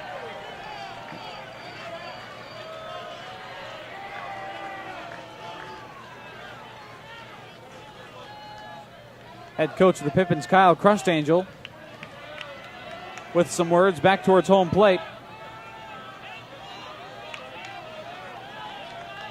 Tommy O'Rourke patiently waiting for the payoff pitch. Now Marenko back in the box. Strike three. Swing and a miss. Tommy O'Rourke feeling it. 8 strikeouts through 4 innings. Bells lead 6-1. We're going to the bottom of the 4th. 2 hits for the Pippins in that inning. They strand a couple and trail the Bells 6 runs to 1. Leading off for Bells baseball, Cole Hinkleman. Middle third of the lineup after this on your home for Bells baseball. 98.9 K-Bay and online at 989kbay.com.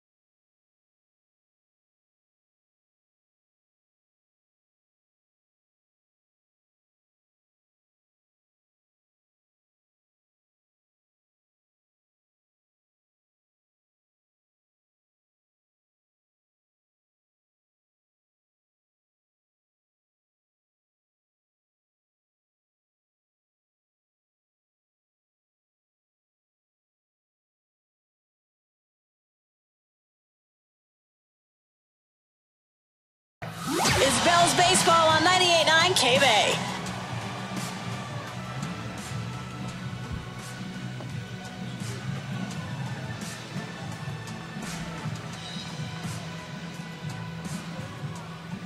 Bottom of the 4th inning. While we were away, head coach of the Pippins, Kyle Crustangel, chatting with the home plate umpire. Over the course of the whole break, not happy about that strike call against Spencer Marenko in the top half of the inning. Bells up 6-1. Bottom of the 4th now. Cole Hinkleman leading off. Tommy O'Rourke, 8 strikeouts so far. 6 on a slider. 1 via the changeup. And 1 on the fastball for Tommy O'Rourke tonight. Surpassing his season high strikeout totals of 7. Cole takes ball 1, fouls off the 1-0. Straight back 1-1. Cole's 1 for 2 tonight. RBI single in the second, flew out to center in the first. Here's the 1-1. Rifled down the first baseline, and it's foul. Cole pulled it down that first baseline.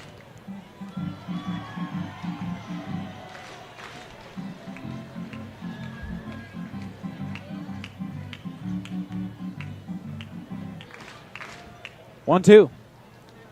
And Cole held up. Did he go? No, he didn't. Check to the third base umpire. 2 balls, 2 strikes to Cole.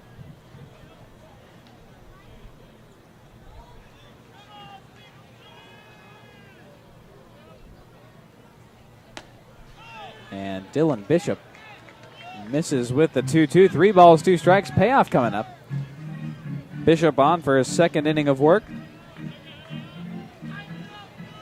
After Kenny Johnson, the starter, went a season-low 2 innings. Payoff to Cole. Crack down the first base line to Willie Lajoie there. He will grab it, take it himself. A quick 3-hop grounder. Cole Hinkleman grounds out, 1 gone. Bottom of the 4th.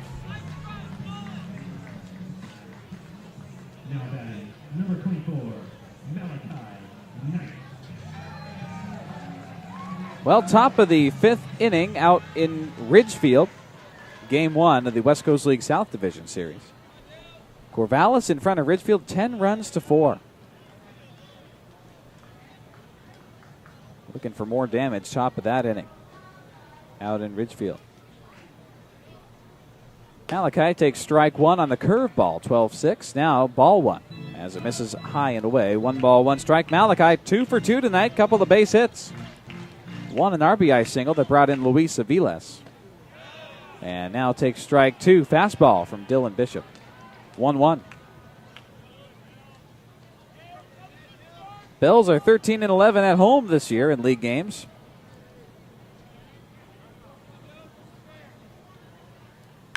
Now Malachi floats one in the left field. It drops before Alex Shankson left. How about Malachi Knight? 3 for 3, all singles.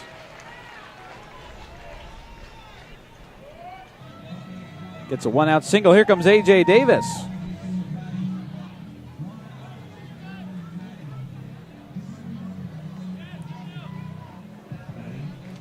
Ten hits for Bells baseball tonight so far, bottom of the 4th inning. They lead the Pippins 6 runs to 1.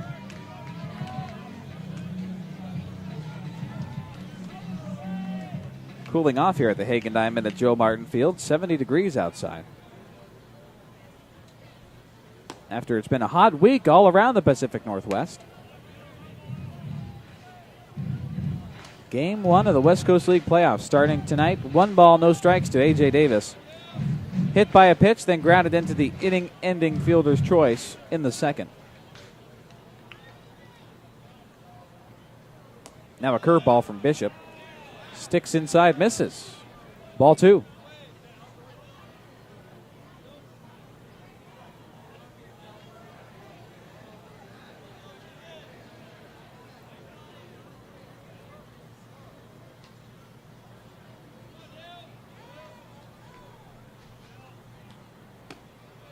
(2-0) gets away from Dylan Bishop. 3 balls, no strikes.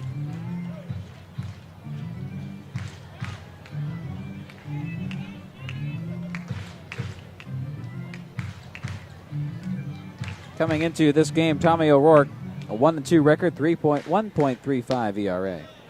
23 strikeouts, add 8 to that here tonight. 8 strikeouts through 4 innings. Season total 31.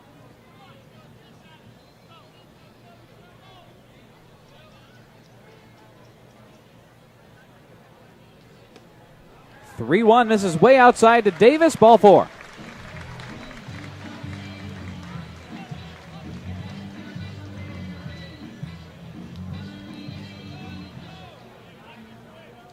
Malachi Knight goes to second. Davis at first. Only 1 gone in the bottom of the 4th. Bells looking to add some more to their 6-1 lead.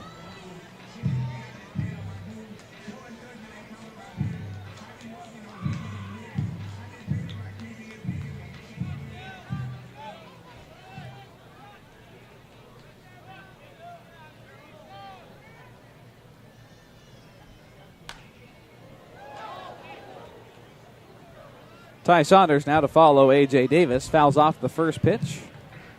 0-1. Ty Saunders 0 for 2 tonight. The only one to not reach base in the Bells starting 9. He and A.J. Davis both without a hit tonight, but Davis has been on twice.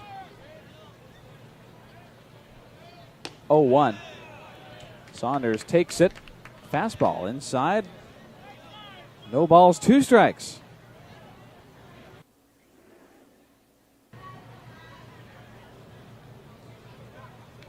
Bishop looking for the first strikeout for the Yakima Valley Pippins against Ty Saunders. 2-strike pitch. Missing outside the right edge. 1 ball, 2 strikes. Saunders going into his sophomore year at the University of Portland. Played for the Portland Pilots out of Anacortes, Washington.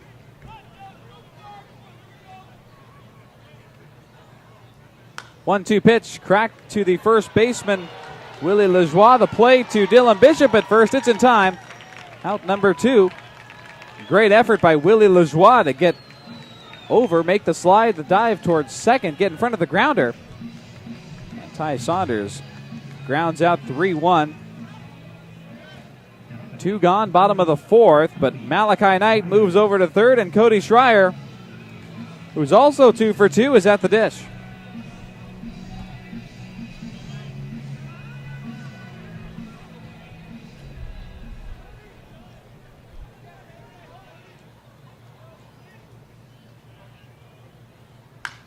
Cody pumps one into center. Drifting back there. It lands in front of the track, off the wall. In comes A.J. Davis and Malachi Knight. Cody Schreier is 3 for 3. Now gets a 2 RBI double. Bottom of the fourth, Bells lead 8-1.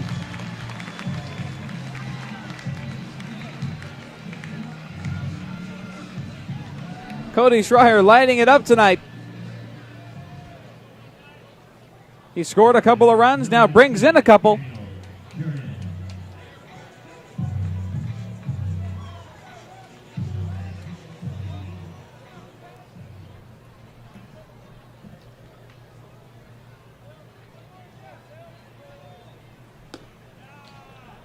Now Jernan at the dish with Schreier at second. 2 outs, bottom of the fourth.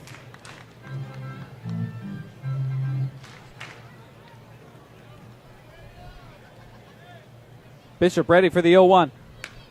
Grounder towards Willie Lajoie at first. He will take it himself, beat Jernan to the bag. Out number 3, bottom of the fourth inning. Bells get even more in the bottom of the fourth. Cody Schreier brings home Malachi Knight and A.J. Davis, a 2 RBI double for Cody Schreier. Feeling it tonight. 2 runs scored, 2 runs batted in through 4 innings. Bells lead 8-1 in Game 1 of the West Coast League Divisional Series. Looks like that'll be it for Tommy O'Rourke. New pitcher on the mound for the Bellingham Bells after Tommy O'Rourke fires 8 strikeouts through 4 innings.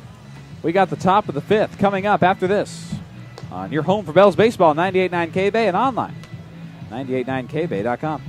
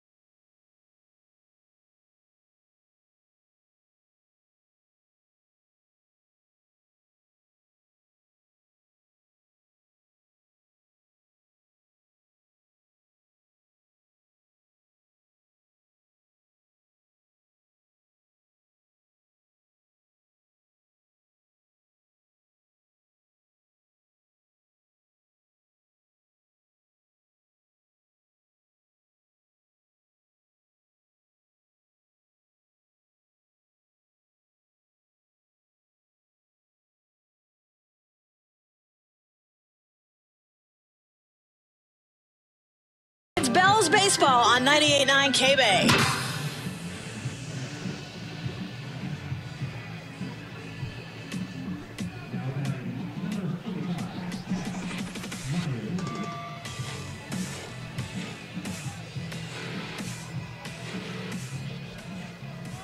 Connor Cobales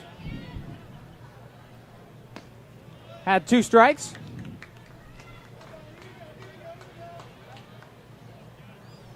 And the third strike got away from Bennett Lee.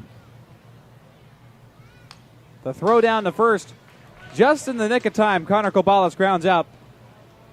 2-3. Now Chaz Myers at the dish. He struck out his last at bat in the third. 1-1. And now 1-2 as Trevin Hope finds the strike zone.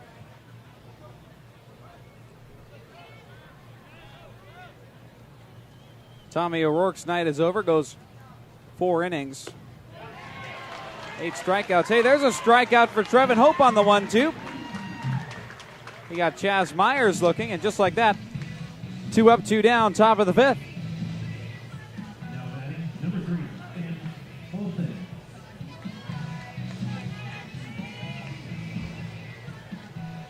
O'Rourke goes 4 innings. 3 hits, 1 run. Now the first pitch to Sam Olson. The first from Schreier. Luis had to jump up and off the bag, but he came down with the glove in tow, with the ball in tow, rather, for out number 3, top of the 5th. A 1-2-3 inning for Trevin Hope and the Bellingham Bells, top of the 5th.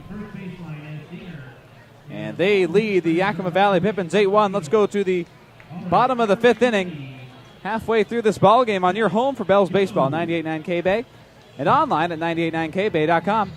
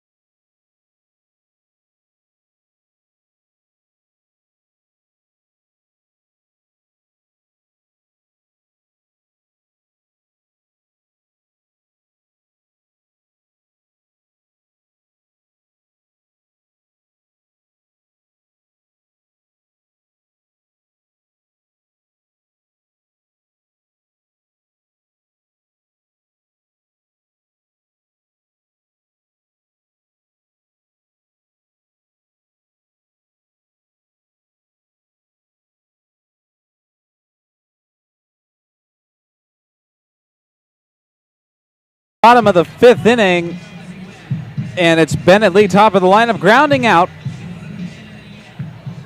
4-3 to second baseman Spencer Marenko, playing a little bit closer to behind the second bag. 1 up, 1 down, 1 pitch. Bottom of the 5th for Dylan Bishop on in his 3rd inning of work. First pitch to Nick McLean. It's called strike 1, off speed inside. 0-1.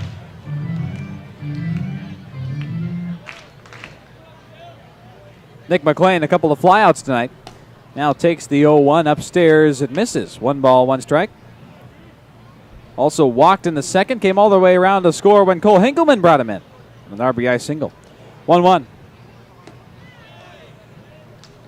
Missing outside the upper right corner. 2 balls, 1 strike.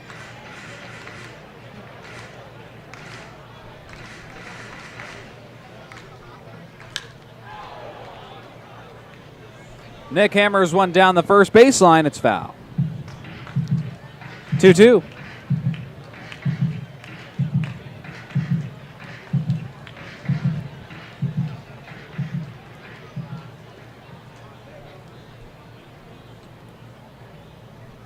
Crank the opposite side, third base side, out of play. Nick staying alive, fouling him off. The freshman to be at UCLA, getting the job done tonight. Malachi Knight, 3 for 3, all singles. 1 run batted in, 1 run scored. And now the 2-2 just off the outside corner, 3-2. And Cody Schreier, 3 for 3, 2 singles, 1 double. 2 runs batted in, 2 runs scored. Nick McLean hammers one up the center field gap that gets through. On the 3-2 count, Nick McLean has his first hit of the night. 1 gone, Nick is at first.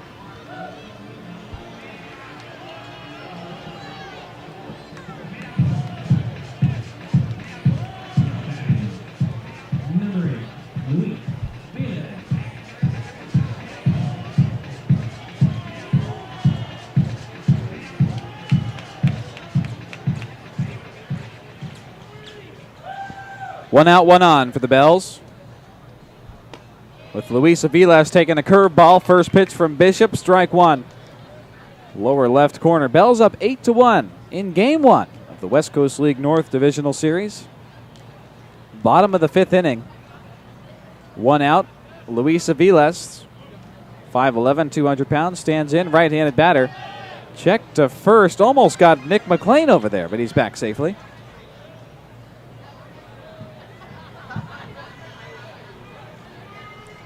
Heart of the lineup for Bells baseball, Aviles, Hinkleman, and Malachi Knight.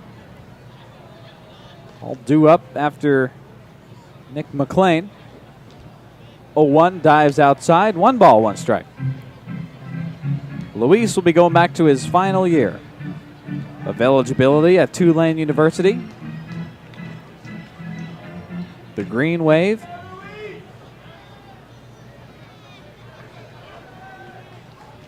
One. Cranked into left field. A moonshot. It's a no-doubter.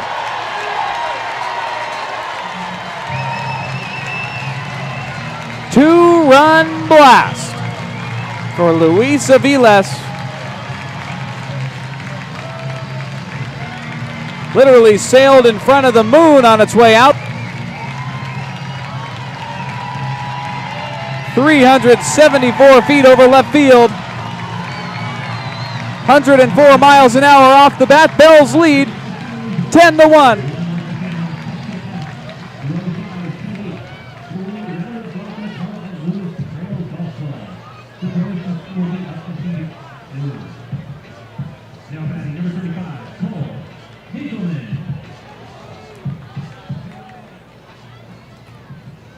Obliterated by Luis.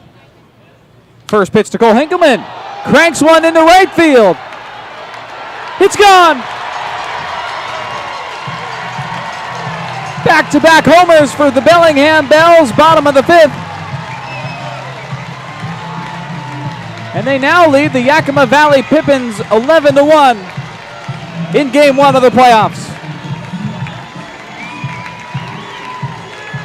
431 feet over left center field. Cole is smiling from ear to ear. The dugout empties along the first baseline.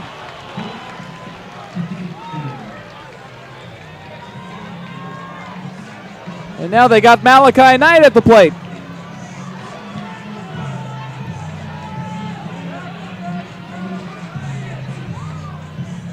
Second time that's happened all season, back-to-back homers. Here comes Kyle Crustangel to visit Dylan Bishop. That'll be his night. He takes the baseball. New pitcher for the Yakima Valley Pippins. Back-to-back home runs for the Bellingham Bells. Bottom of the 5th, they lead 11-1. We'll take a break. Come back, tell you who the new pitcher is after this. On your home for Bells baseball, 98.9 K-Bay and online, 989kbay.com.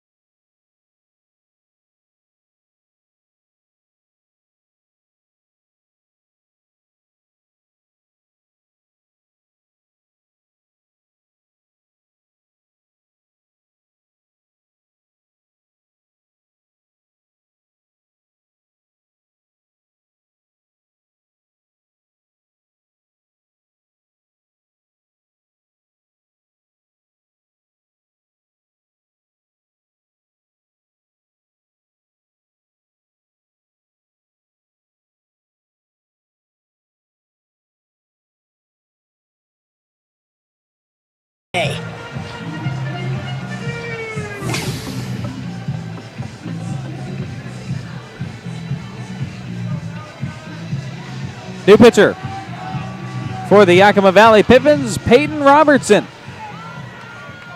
Making his 11th appearance. No, that's wrong. His 13th appearance of the summer for the Yakima Valley Pippins. He's got 2 starts over the year. 30 and 1/3 innings pitched. Trying to get out of this 5th inning.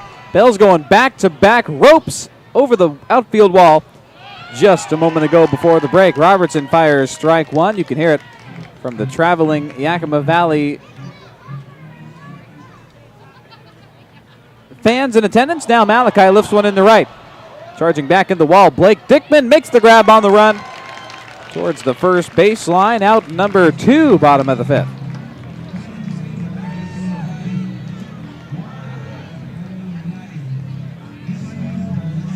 "14 hits for the Bells.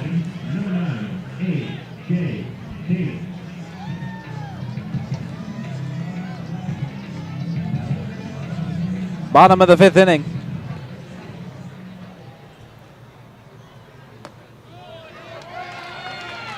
Robertson fires a strike in against A.J. Davis, 0-1. Peyton Robertson's got a 2-2 win-loss record, 5.93 earned run average, 0-1. And it's inside this time on the right edge against Davis. Off-speed breaking ball, 0-2. 19 strikeouts, 12 walks for Robertson on the year.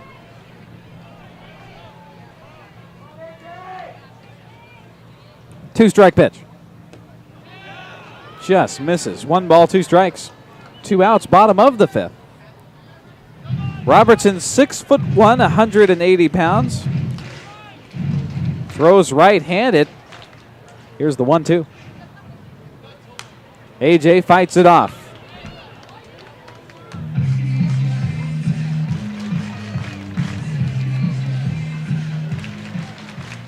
Robertson going to be a sophomore at Skagit Valley College, just down the freeway from Bellingham. Originally from Linden, Washington, just up the freeway. 1-2. Sails way down and away. 2 balls, 2 strikes.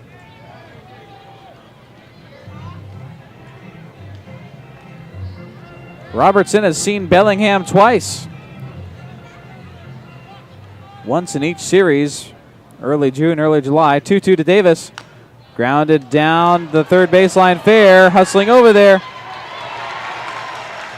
is Peyton Robertson. No throw, goes to first. Now Chaz Myers and Michael Carpentier Jr. walk back to their positions, third and catcher. Peyton Robertson not happy that there was not a lot of communication on that play.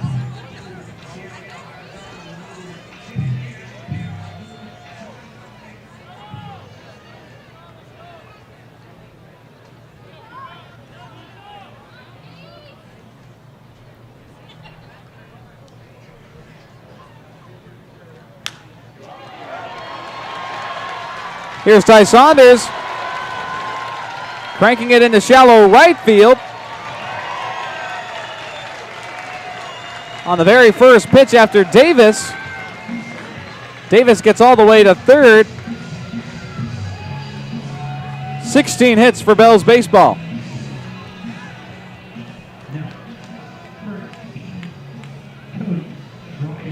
Davis and Saunders getting their first hits of the ball game here in the 5th.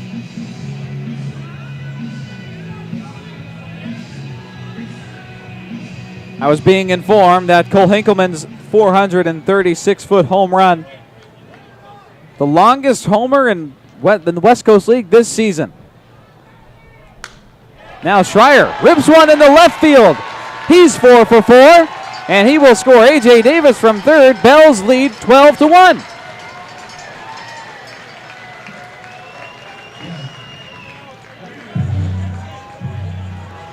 That advances Ty Saunders to second.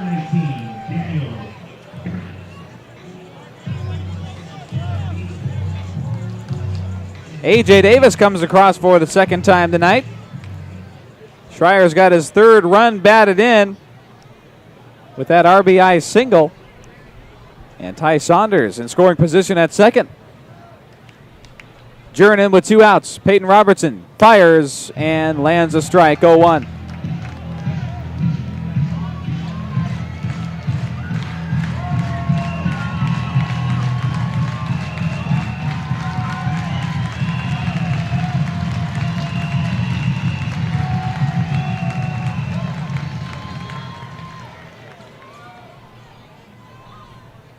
Jernin rips one towards the shortstop. Connor Cabalas on one knee to second. He got him.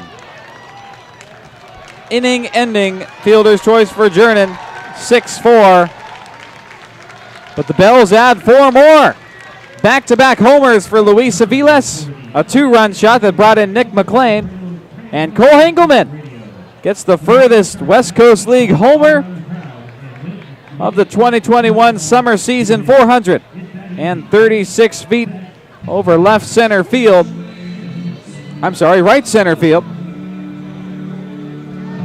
And we'll tell you who the other longest homers in the West Coast League, who they came from after this, on your home for Bells baseball. 98.9 K-Bay and online at 989kbay.com.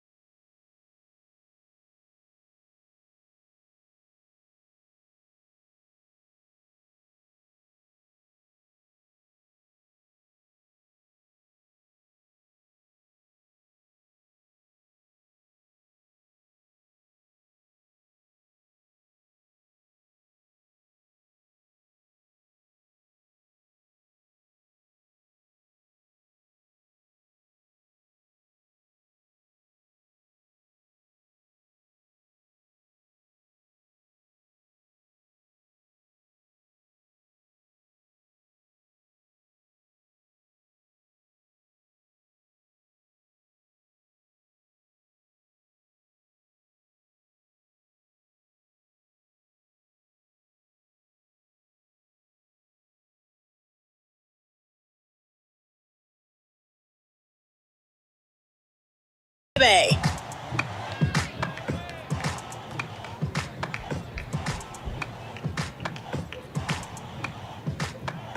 Top of the 6th inning. Trevin Hope back on the mound. Willie Lajoie pops one up into left center. Daniel Jernin tracking it, but it'll be Nick McLean making the grab. One gone, top of the 6th. 12-1 is our score. Bells in front. Number 55, Michael Carpentier Jr.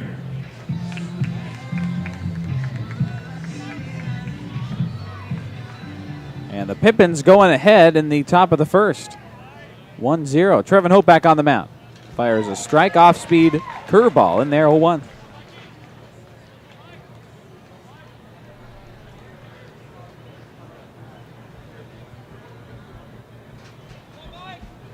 Michael Carpentier Jr. floats one in the left. Jernin's got a play on it. And he makes the grab. 2 up, 2 down. Couple of flyouts. Pitched into by Trevin Hope, who has looked all business on the mound since taking over in the top of the 5th. Got 1 strikeout in that 5th inning. And has yet to give up a hit or anything. Blake Dickman now. Watches the first pitch miss upstairs, ball 1.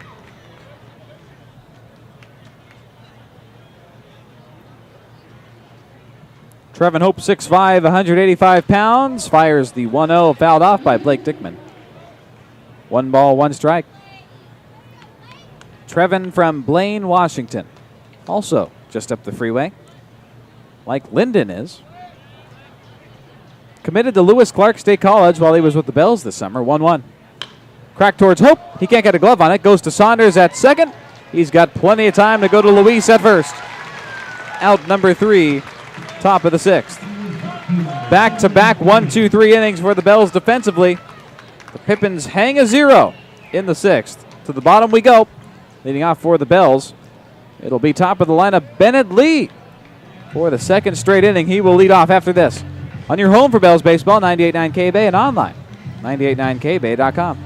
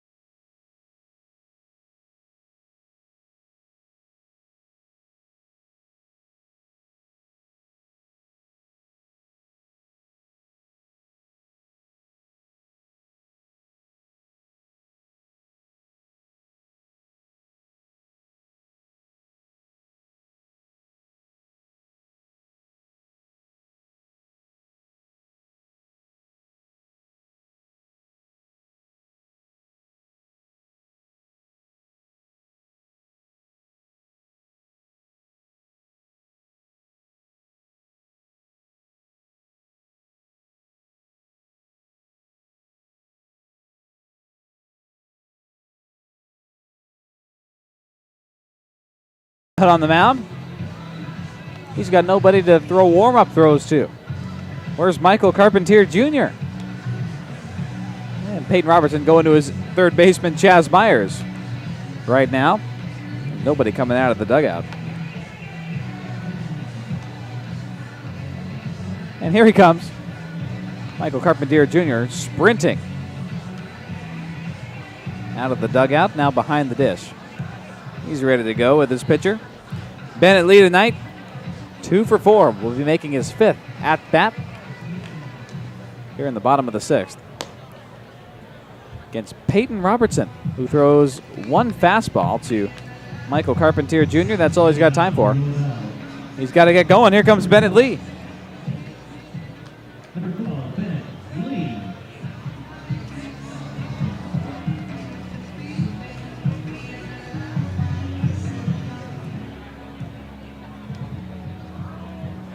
Scored a run in the first after he got a leadoff double, and in the third brought in Daniel Jernan on an RBI single. Bell's up 12-1, bottom of the 6th. Scored at least one run in every inning. Now Bennett Lee fouls off the first pitch of the bottom of the 6th. 0-1.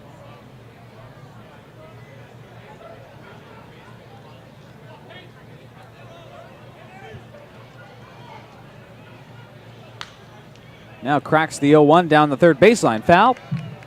No balls, 2 strikes. Due up this inning, Bennett Lee, Nick McLean, Luis Aviles. And Peyton Robertson hoping to get the first strikeout for the Pippins pitching staff here tonight. Misses on the 0-2 to Bennett Lee. 1 ball, 2 strikes. Mentioned earlier, I had mentioned those other longest home runs in the West Coast League this summer. Ridgefield's Cody Darcy, 430 feet. And the former Yakima Valley Pippin now, Miami Marlin. Bennett Lee cracks one over the head of Peyton Robertson. The play by Spencer Marenko not in time.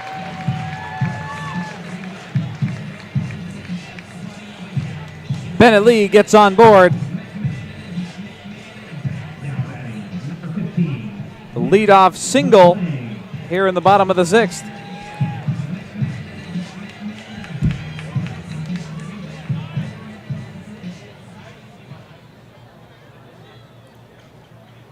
Noah Williamson's longest, 429 feet. Now Nick McLean scoops one into the shallow right center. It lands, a couple of hops. And going for 3 is Bennett Lee sliding in. He's there.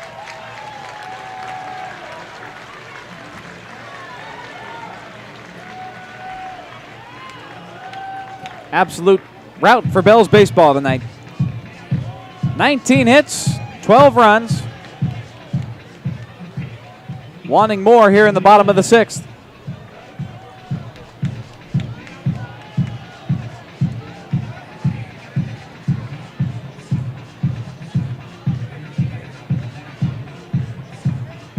Nick McLean's got back-to-back singles, 5th and 6th innings. Runners at the corners for the Bells. Bennett Lee at third, Nick McLean at first. First pitch to Luis, fastball outside edge, strike one. Luis, the 2-run homer in the 5th. 374 feet, 104 miles an hour off the bat.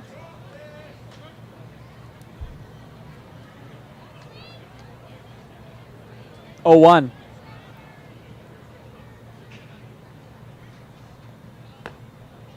Missing outside, 1 ball, 1 strike.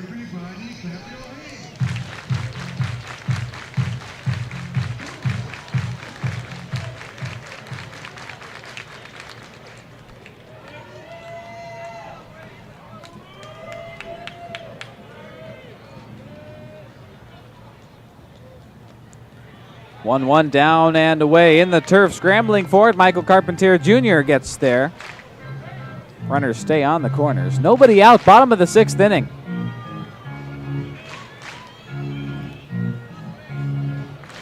Luis 2 for 4 tonight, a walk and a fly out to the second baseman, Spencer Marenko. 2 balls, 1 strike. And it misses outside again, 3-1.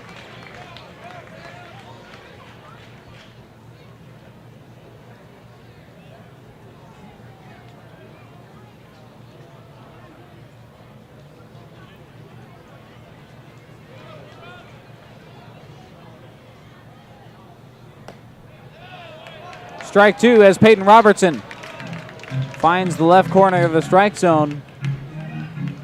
Payoff pitch coming up to Luis.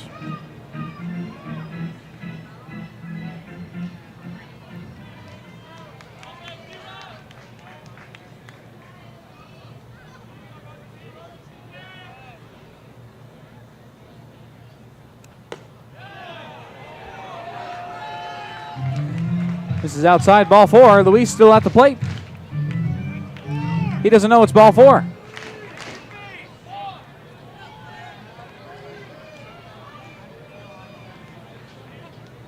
Wait a minute. Was time called there? Maybe Luis called time before the pitch. He did. 3-2 coming up again. Swing and a miss. First strikeout of the night for Yakima Valley. Down goes Luis swinging. 1 gone, bottom of the 6th.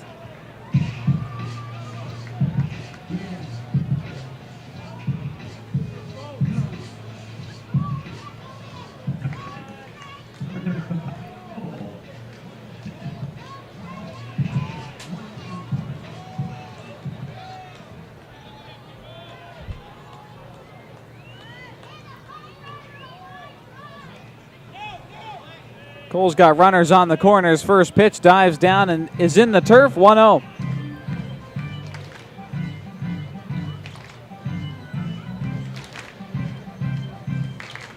Cole setting the West Coast League home run distance record just a moment ago.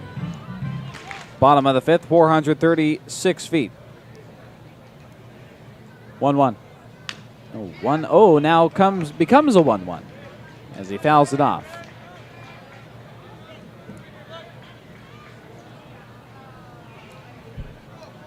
.103 miles off Cole Hinkleman's bat.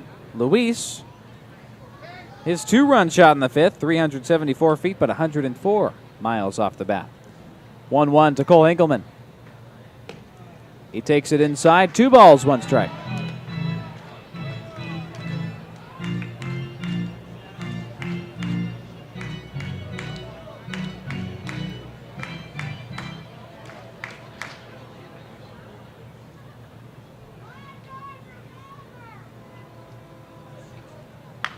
Cracked down the first baseline, and it rolls foul.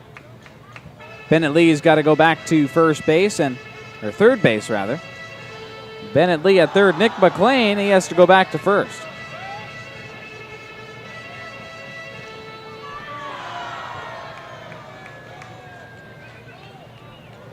Two balls, 2 strikes.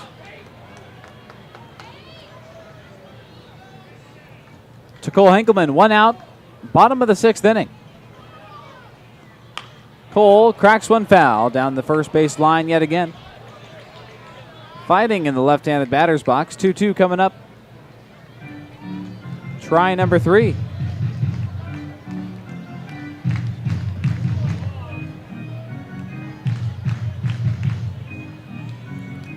Top of the 8th in Ridgefield. The Raptors trail the Corvallis Knights 11-6. 2-2 now to Cole. Pops straight up, playable for third baseman Chaz Myers all the way by his dugout. He makes the grab in foul territory. Out number 2, bottom of the 6th.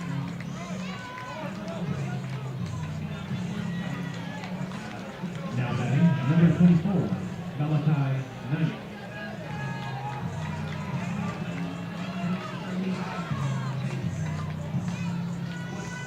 Well, here's Malachi Knight. 3 for 4, all singles. One of them an RBI single. One of them he came all the way around to score. First pitch to Malachi, missing outside, 1-0. So the Corvallis Knights will host games 2 and maybe a third in Corvallis, and the Yakima Valley Pippins will host game 2 and maybe 3 in Yakima tomorrow and Monday.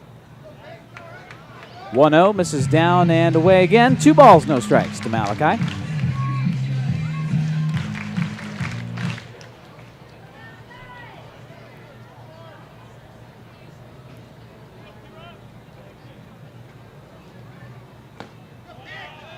An off-speed pitch, misses downstairs.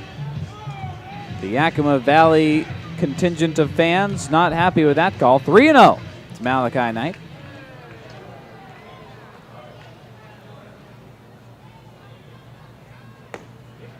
And it misses outside. A 4-pitch walk to Malachi. Bells now have the bases loaded. 2 outs, bottom of the 6th. Here comes Adam Giesen. He's going to chat with the next man up, A.J. Davis, for a moment to the right of third base.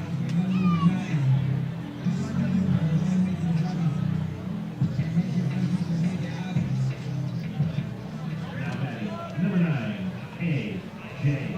Davis.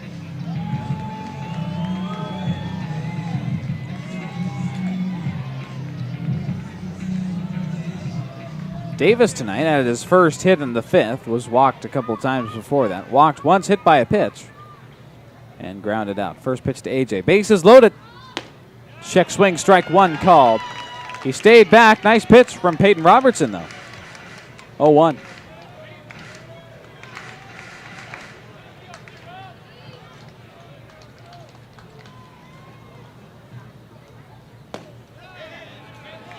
And ball 1. The fastball misses outside the left edge and away from Davis, 1-1.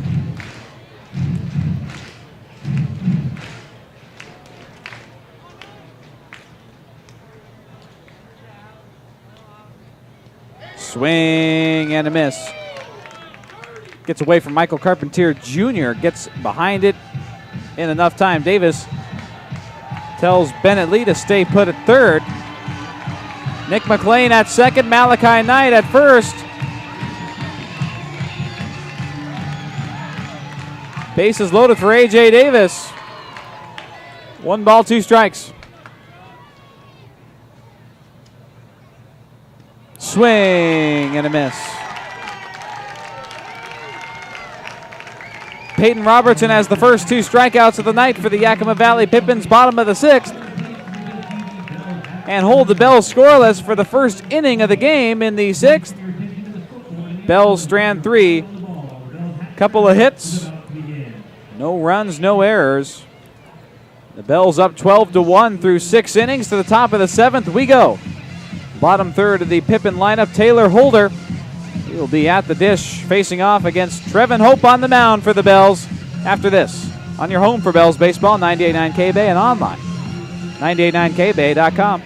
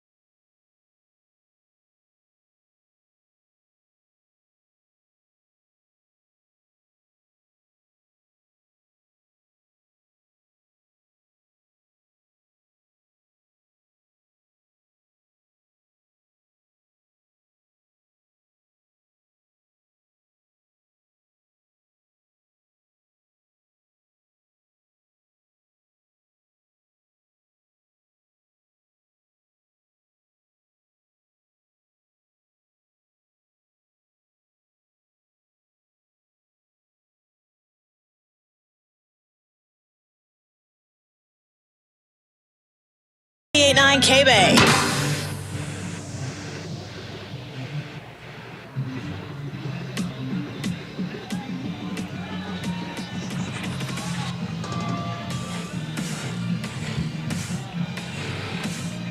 Taylor Holder leads off for the Yakima Valley Pippins.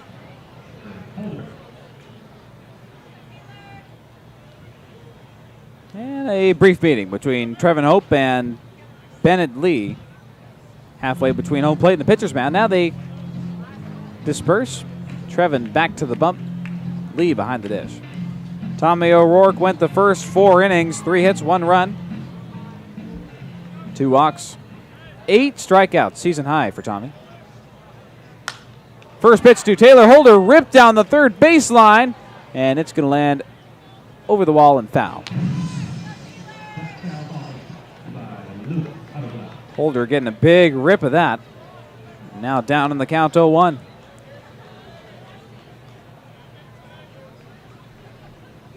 Trevin's retired the past 6 batters in a row.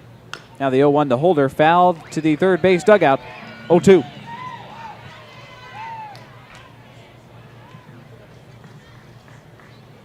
Trevin Hope, a 3.32 ERA coming into tonight. 38 innings pitched for Bell's baseball, now 40. 2-strike pitch. Crank towards the 6 hole. It gets through into left field and past A.J. Davis and Cody Schreier. Leadoff base hit for Taylor Holder. He's 2 for his last 2.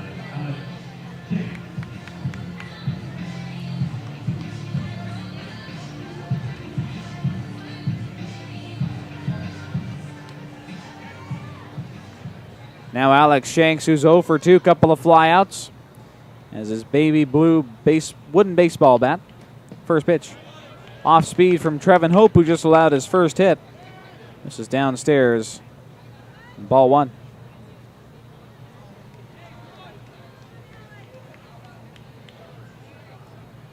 Trevin was a starter to begin the season with the Bells. And the 0-1 popped skyward in the left field. Jernan calling for it, makes the grab.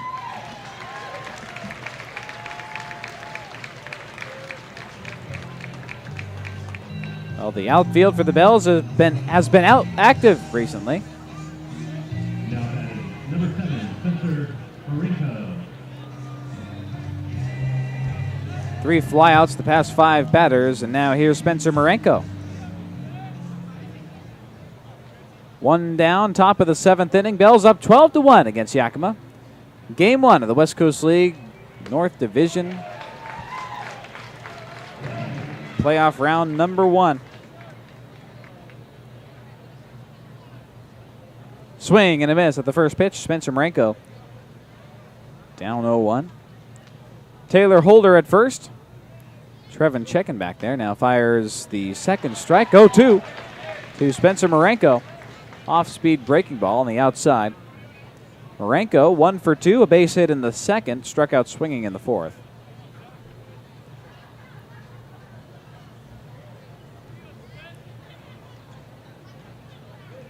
Now a soft grounder to Trevin Hope.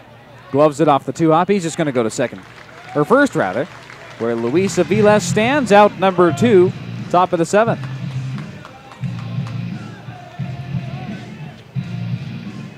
Now batting, number 2, Connor Cavalli.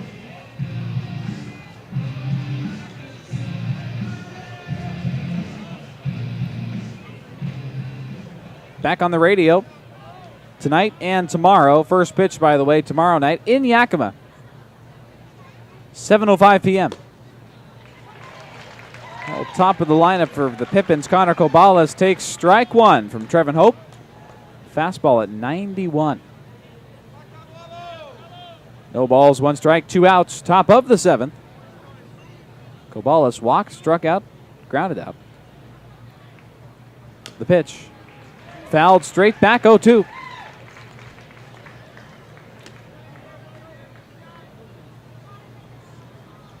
Here comes the Yakima Valley Pippins bus behind left field.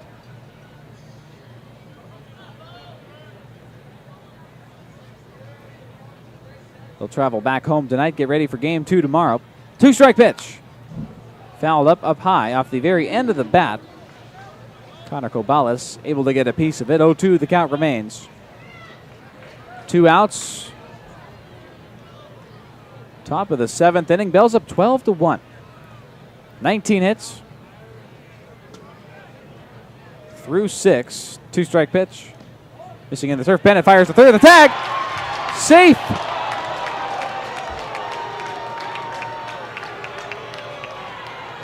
The Bells outfield had departed towards the dugout. So did the infield.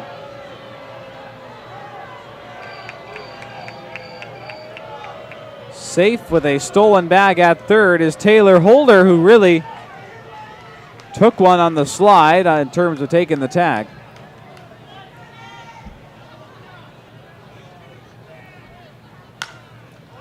Now the 1-2 popped up. Nick McLean. No, it's Malachi Knight making the grab. For out number 3, top of the 7th.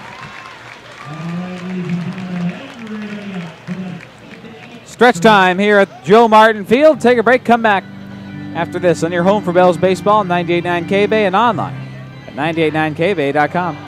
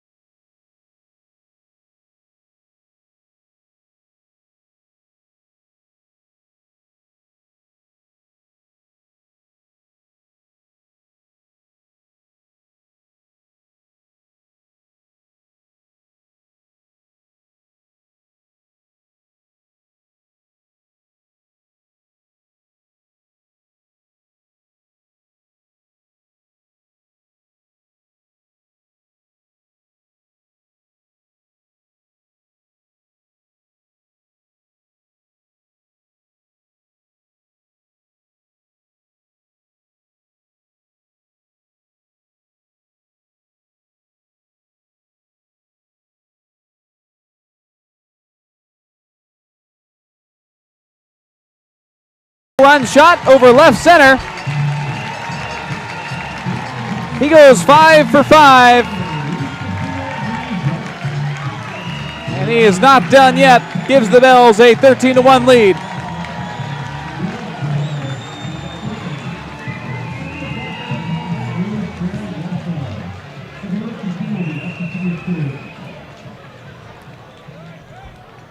Now batting, number 19, 352 feet over left center. 105 miles an hour off the bat. Third home run of the night for Bells baseball. Jernan cranks one foul down the right side, 0-1.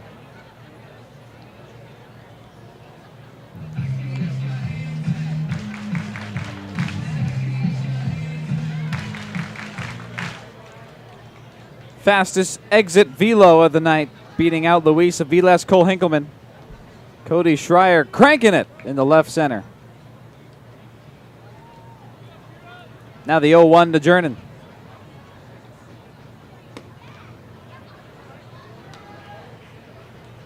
Missing outside, ball one.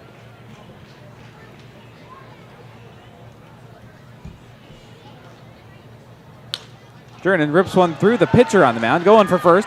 The throw, way behind the speed of Jernan. Who gets a base hit.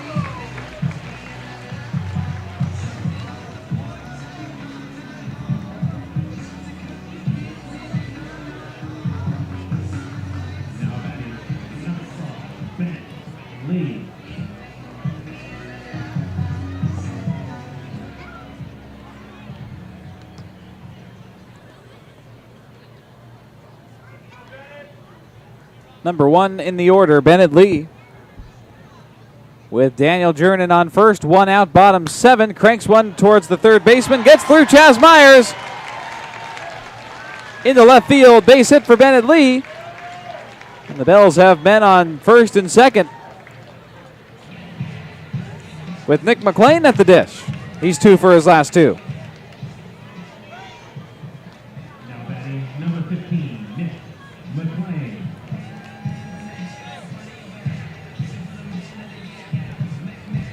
That last hit from Bennett Lee puts the Bells at 22 on the night.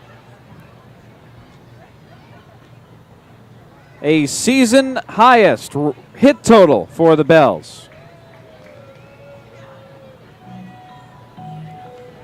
On August 3rd, 11 days ago, in Portland, Oregon, Bells erupted on the Pickles 18-0. And those were the runs. 18 runs on 21 hits.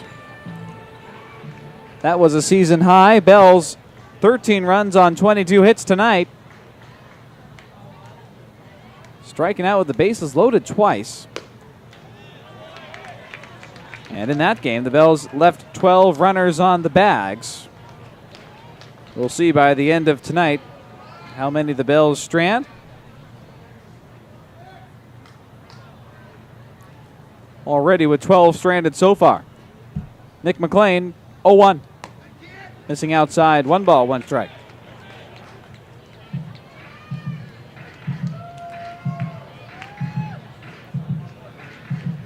McLean making his 6th plate appearance. 2 singles, a walk, 2 flyouts. 1-1. Takes strike 2 inside. 1 ball, 2 strikes.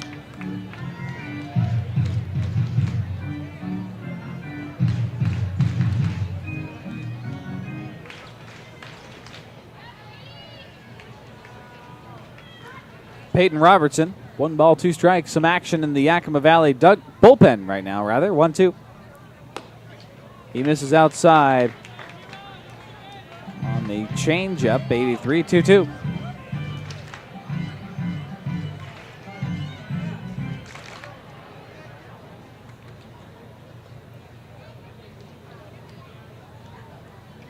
Bennett Lee at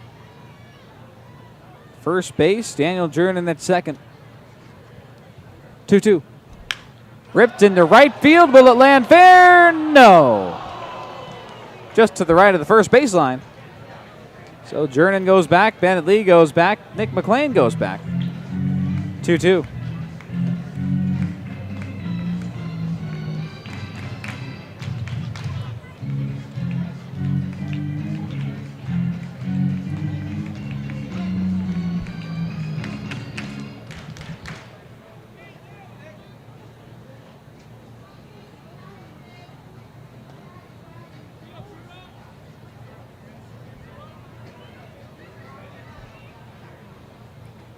Two balls, two strikes. Nick fouls it back.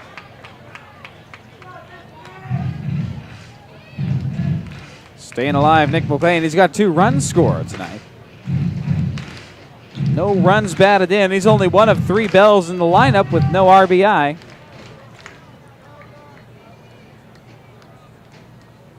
But he's 2 for 4 so far. 2-2. Floated into right field, dropping quickly. It lands. And getting the call to come home. Jernin, his speed down the third baseline. Sliding across. Bells lead 14-1 on Nick McLean's first RBI of the night. An RBI single scores Jernin. Bells up 14-1.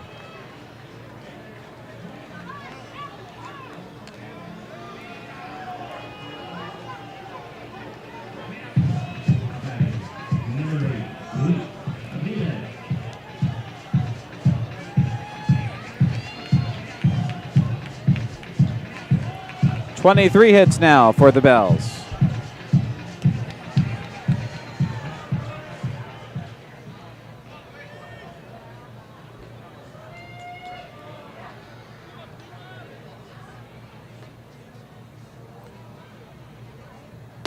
First pitch to Luis with 1 out, still bottom of the 7th. Peyton Robertson fires a fastball in for strike 1.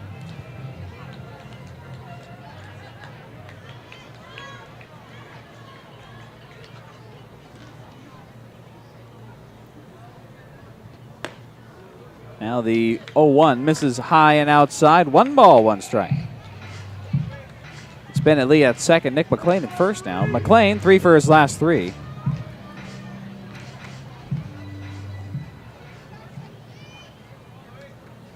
Luis has done everything tonight. Struck out, walked. 3 runs batted in, 2 hits. Cranks one into right field now. Playable maybe for Blake Dickman. He makes the grab in the track. And Bennett Lee's got to tag up. Charging back to second, sliding in. Safe. That one closer than it maybe should have been. But Luis flies out. Second time tonight, but this time into right field. 2 gone, bottom of the 7th.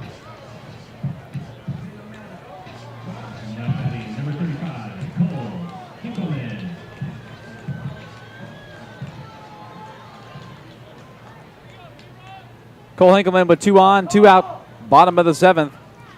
Bennett Lee at second, Nick McLean at first.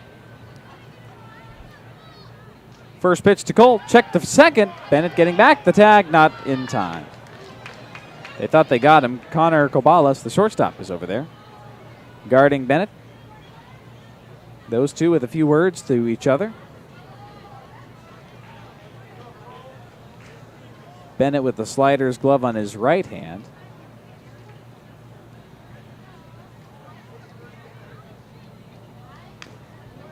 First pitch to Cole, fouled into the catcher, 0-1.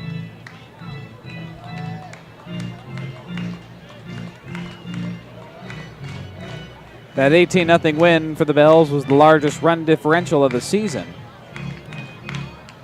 18-0, but Bells setting a team record of hits here tonight, leading the Pippins 23 hits to 4. 0-1 to Cole. Cranked way up into the air. Going to be playable for center fielder Taylor Holder. Makes the grab, out number 3. Bottom of the 7th.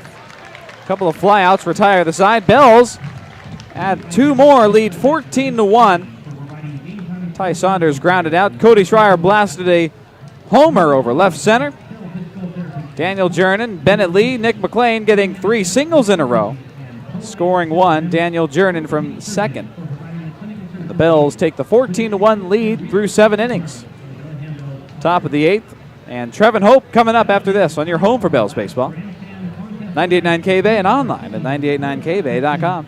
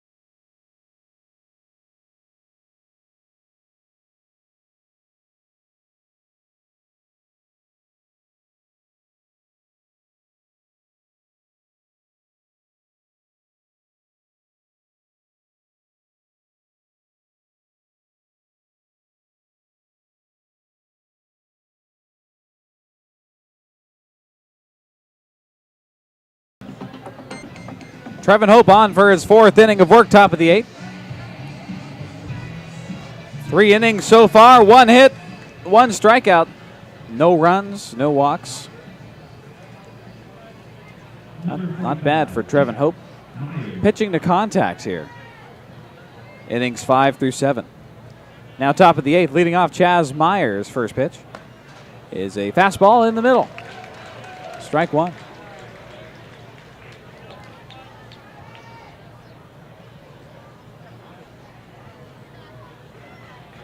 Myers 0 for 2. Got on board in the first with that catcher's interference. 0-1 fouled off. No balls, 2 strikes. He's struck out twice already tonight, looking and swinging. Once against Tommy O'Rourke, once against Trevin Hope. Chipped his bat on that foul tip.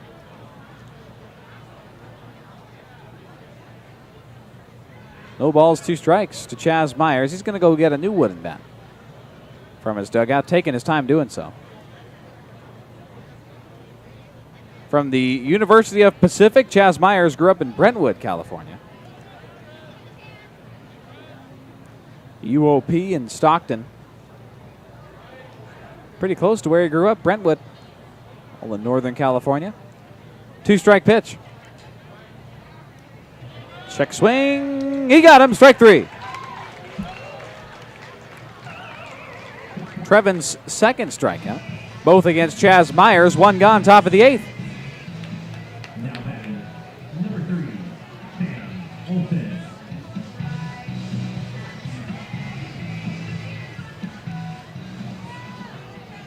Sam Olsen tonight 0 for 3.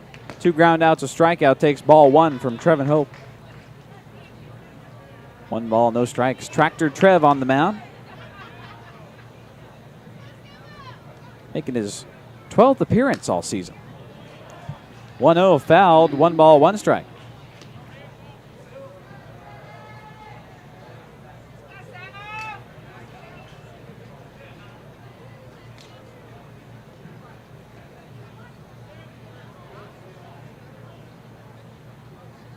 One fouled off again by Sam Olsen. 1 ball, 2 strikes.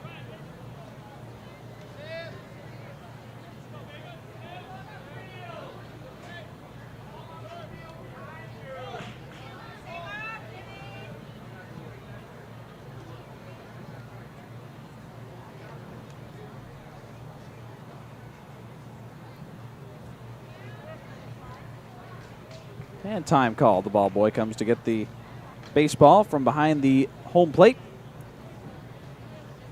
1-2. Sam Olsen cracks one fair to A.J. Davis behind third base on the line. Crossed the diamond. He took a couple of steps to make sure he could get it to Luis. He did. 2 gone, top of the 8th. Now batting, number 27, Willie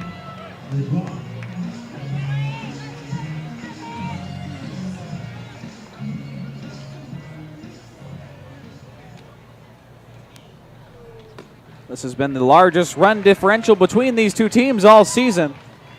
Players have come, players have gone, but mainly both clubs have stayed the same. Bells up 14-1, top of the 8th. Strike one to Lajoie now. The 0-1 downstairs misses. 1 ball, 1 strike. And that 18-0 win against the Portland Pickles has been the largest run differential for the Bells all season. West Coast League play. They did beat the Highline Bears 19-0. 1 weekend to go. 2-1. Strike 2 on the upper outside corner. 2-2. With 2 outs, Deuce is wild, top of the 8th. Trevin Hope shakes off the first sign from Lee, and he likes it. Steps his left foot back, kicks, fires. Strike 3. This time looking down goes Willie Lajoie. Trevin Hope's got 2 Ks. Top of the 8th. And the Yakima Valley Pippins hang another 0. To the bottom of the inning we go. And leading off for the Bells will be Malachi Knight. Looks like a new pitcher out there for the Yakima Valley Pippins. When we come back after this on your home for Bells Baseball, 98.9 K-Bay, and online at 989kbay.com.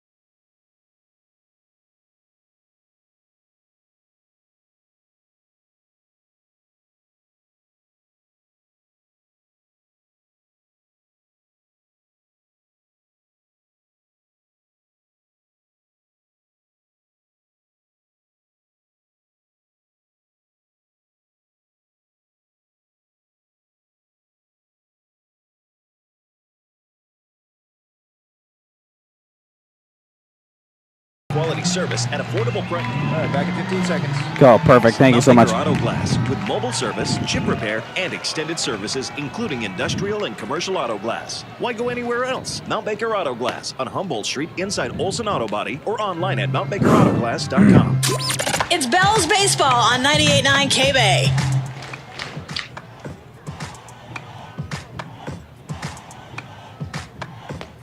New pitcher out there for the Yakima Valley Pippins. Julian Towden Chabot.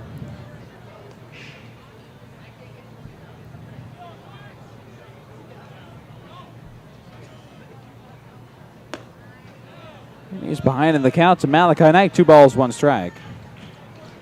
Julian Taudin Chabot. Sophomore at Everett Community College from Cheney, Washington. He's a right-hander, 6 foot, 175 pounds, 2-1. Off speed to Malachi Knight, misses downstairs, 3 balls, 1 strike.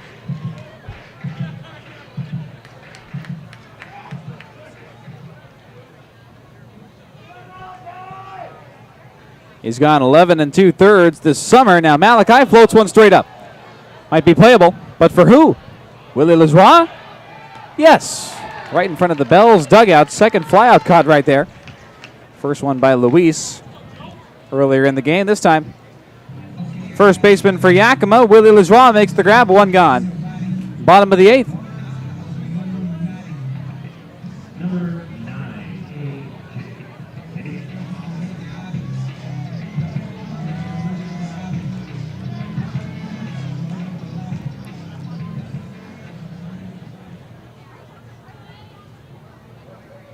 Taudin Chabot kicks, deals. AJ cranks one up in the right field. Caught for out number 2, bottom of the 8th.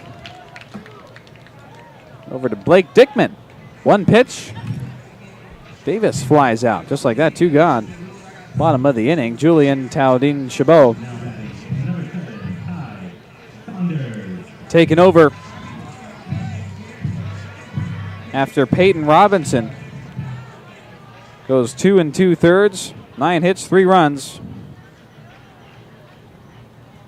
All of them earned. Ty Saunders flinches at the first pitch, it missed. And he held up. Ball 1, 1-0.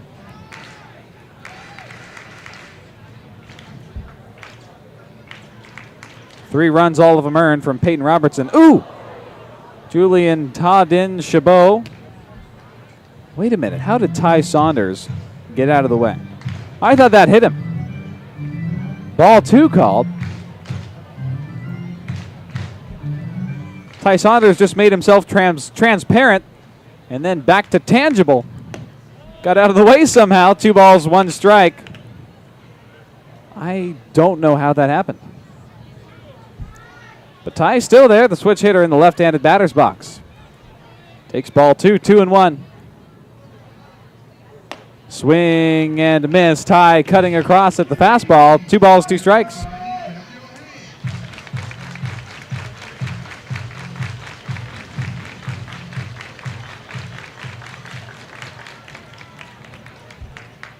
Two outs. And the pitch just missed. 3 balls, 2 strikes. Breaking ball outside the right edge. Payoff with 2 outs, nobody out to Ty Saunders. He fights it off foul and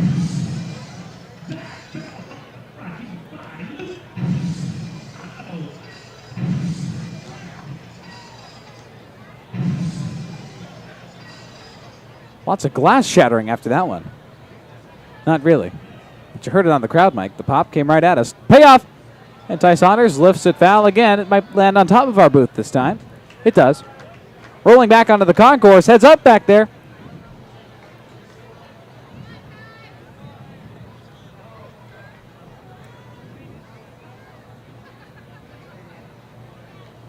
Well, the payoff try number 3.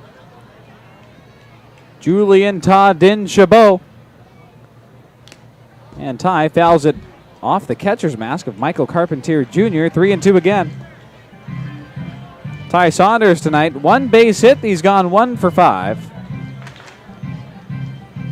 But every bell tonight getting at least a hit.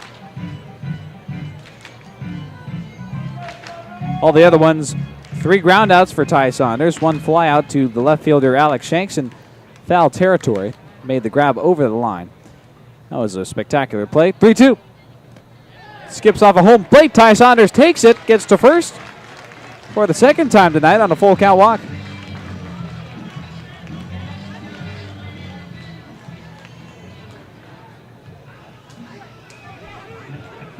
Well, how about Cody Schreier tonight? 5 for 5.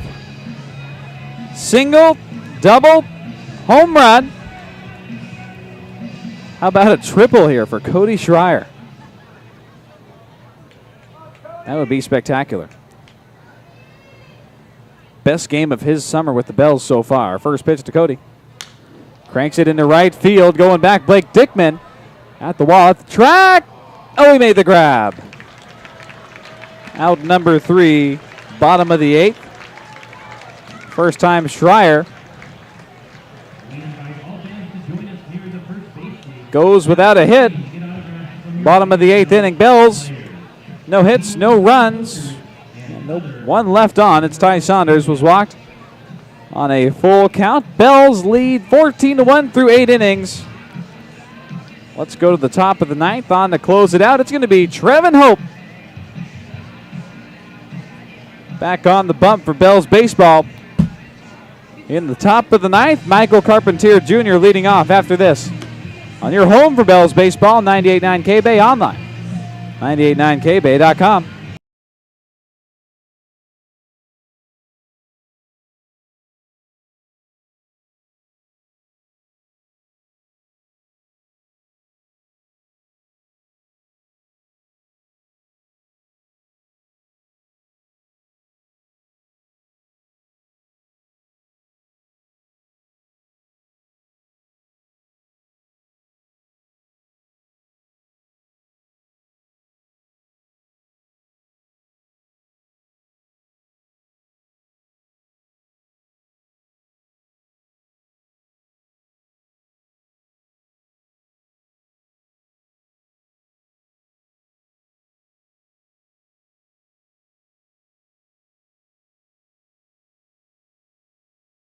Back in 10 seconds.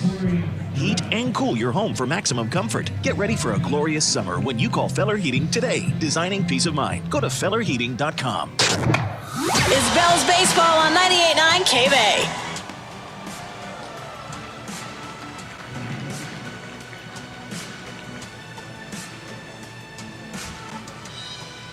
Well, it's not Michael Carpentier Jr., it's Cody Jarrell. Corey Jarrell. Not sure where I got Cody from. Maybe I was thinking of Cody Schreier, who flew out to end the bottom of the 8th. I don't know. 1 ball, 1 strike to Corey Jarrell. Swing and a miss. Jarrell on the season, batting .255. 47 at-bats. 12 hits, 7 runs batted in, 1 triple, 3 doubles. 1-2 pitch. And flared foul. Michael Carpentier Jr. goes 1 for 2 with a walk. 1 base hit. 1-2 lifted foul again. Out of play on the left side. Corey Jarrell, a sophomore at Yakima Valley College. Throws left, bats left. 6'2", 175 pounds, originally from Brewster, Washington. 1-2 pitch. And popped into left field. And Jernan makes the grab in foul territory at the fence. 1 gone, top of the 9th.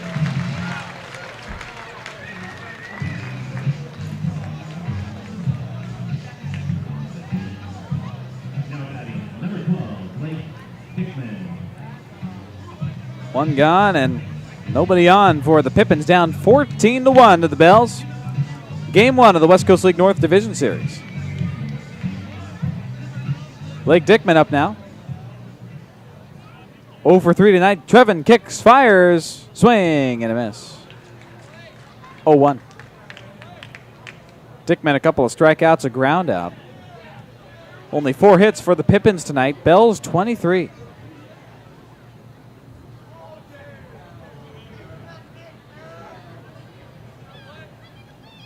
Three nights ago on Wednesday night in Cowlitz, Bells 16 hits. Out hit the Cowlitz Black Bears, won the game 11-8 in extra innings, top of the 10th. Charlie Somm brought in a couple of runs that game. In that 10th inning, 0-2 pitch. Grounded foul down the third base side. Davis tracked it. Now he's getting back to position.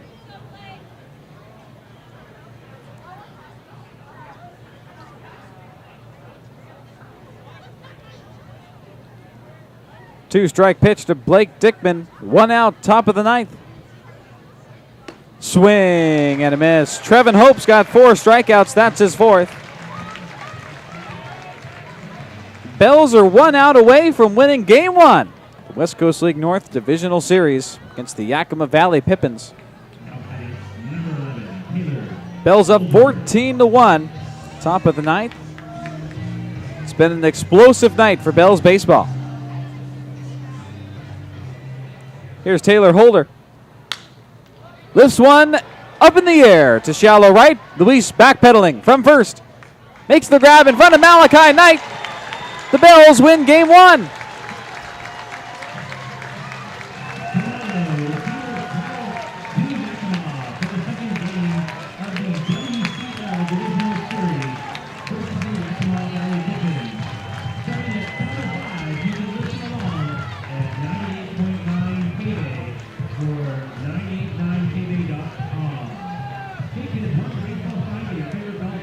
Bells take the win, 14 runs to 1.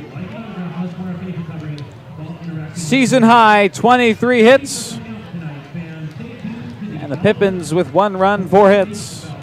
We'll come back, break down all the totals for you. Got some highlights. And we will also have some Bellingham Bells from the dugout up joining us in the press box. After this, on your home for Bells baseball. 98.9 K-Bay and online at 989kbay.com. Hi, Callum here from Western. How much time here? I'm often asked if it makes sense to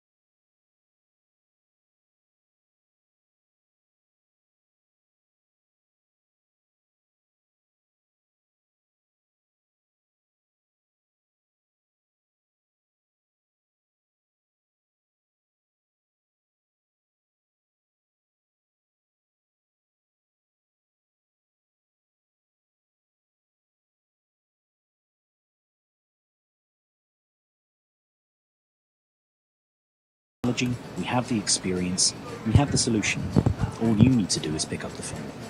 Western Solar at westernsolarinc.com.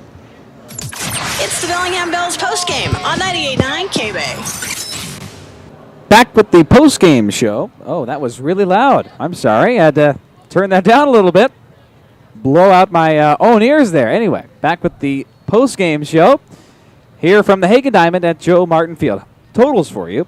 One last time. Bells 14 runs, 23 hits. A season high for Bells baseball. 23 hits in West Coast League play.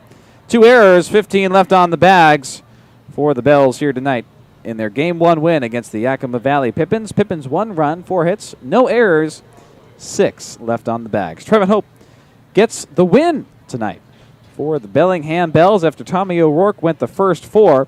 Trevin Hope went the last 5. Saw 16 batters, 2 less than O'Rourke saw.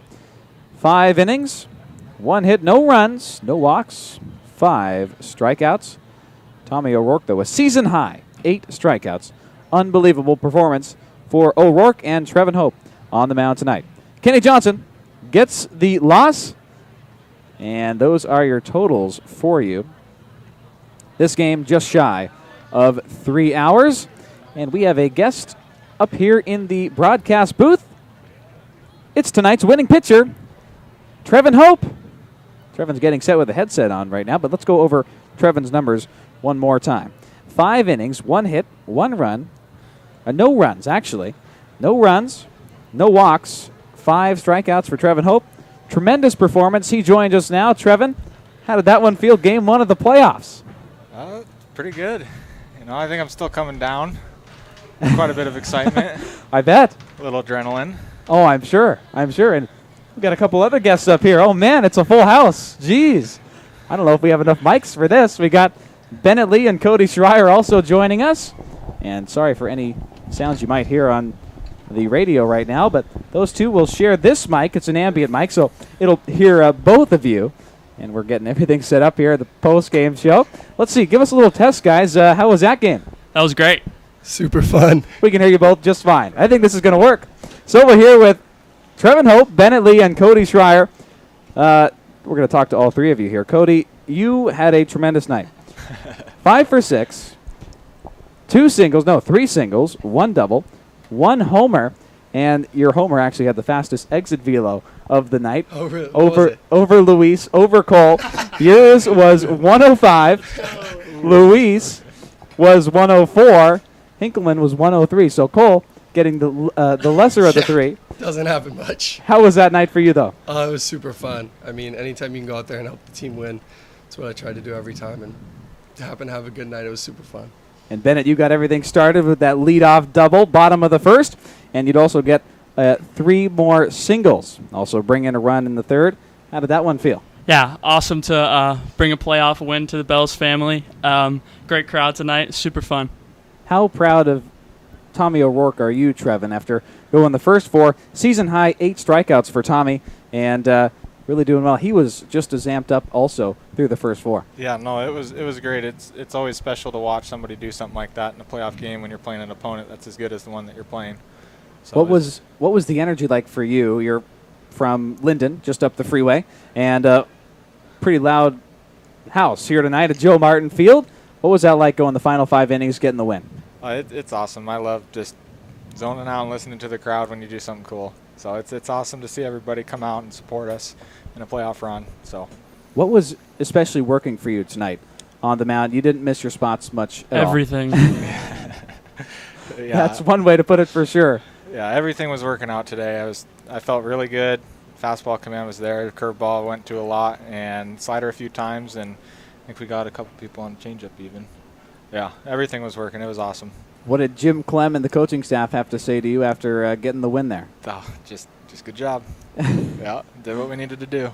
One more to go off to Yakima tomorrow. What was their when they got the first run of the ball game in the first? They were hyped up. They were loud. Obviously, that simmered out. What was the toughest thing you saw from them tonight? Well, there's a little chaos in the first couple innings there, but Tommy did a great job of striking out guys and making great pitches. So he kept us in the game, and then the offense just carried it through.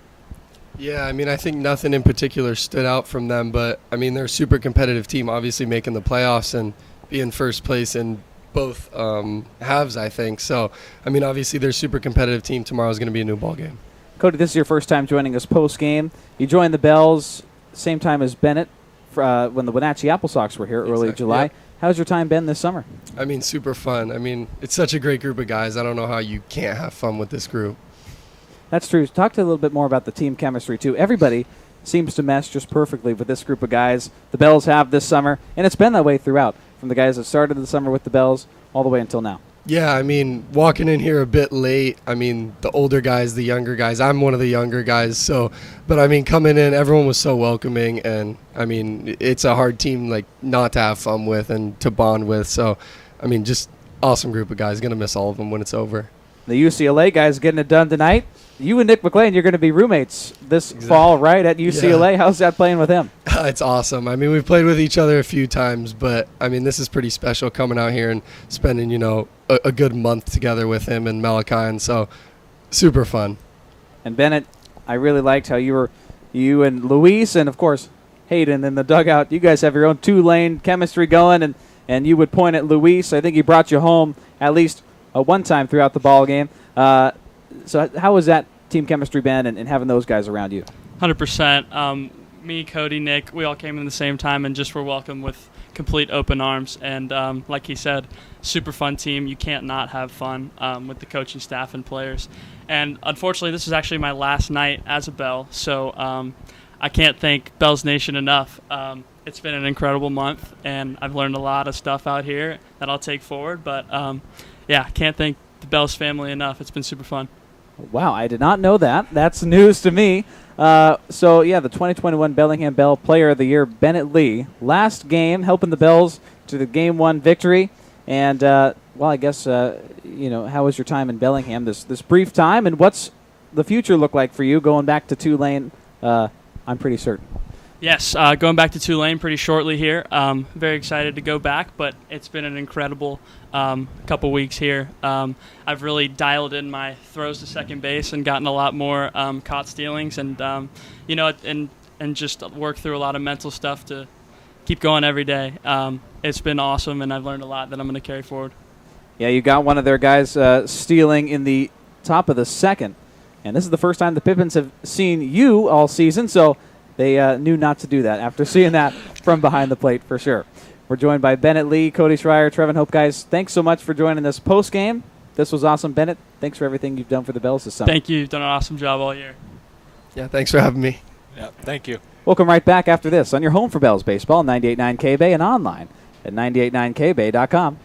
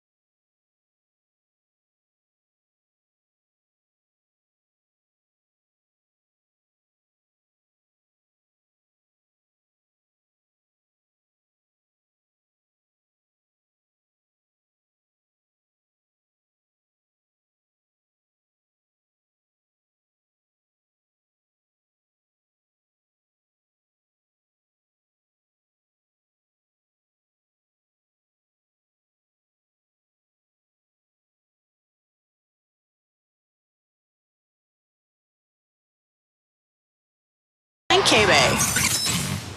Time for the highlights from Game 1 of the West Coast League North Divisional Series. Bells getting the win.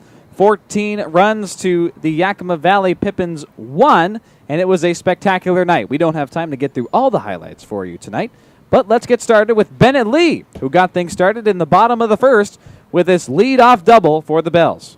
4.46 ERA, 3-1 pitch to Bennett Lee, ripped into left field. It's a laser. It's going to one-hop the wall. Bennett rounding first. He's going to go in for two and gets there.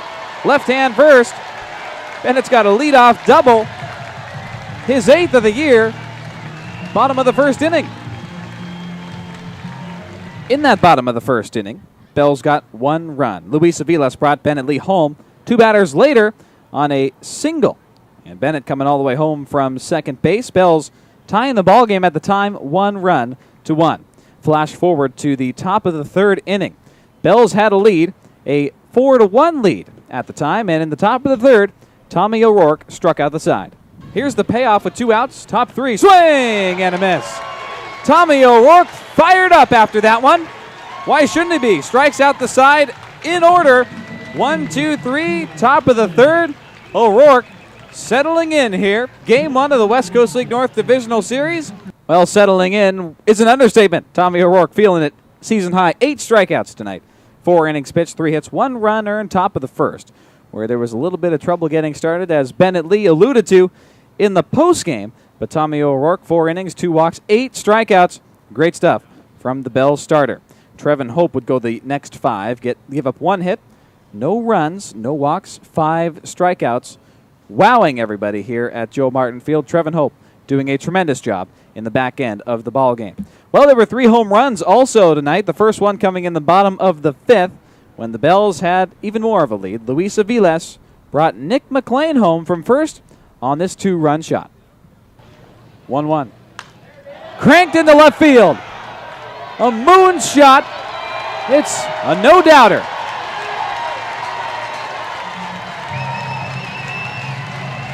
Two-run blast for Luis Aviles. Literally sailed in front of the moon on its way out. 374 feet over left field. 104 miles an hour off the bat. Bells lead 10-1. Bells taking a huge lead with that homer.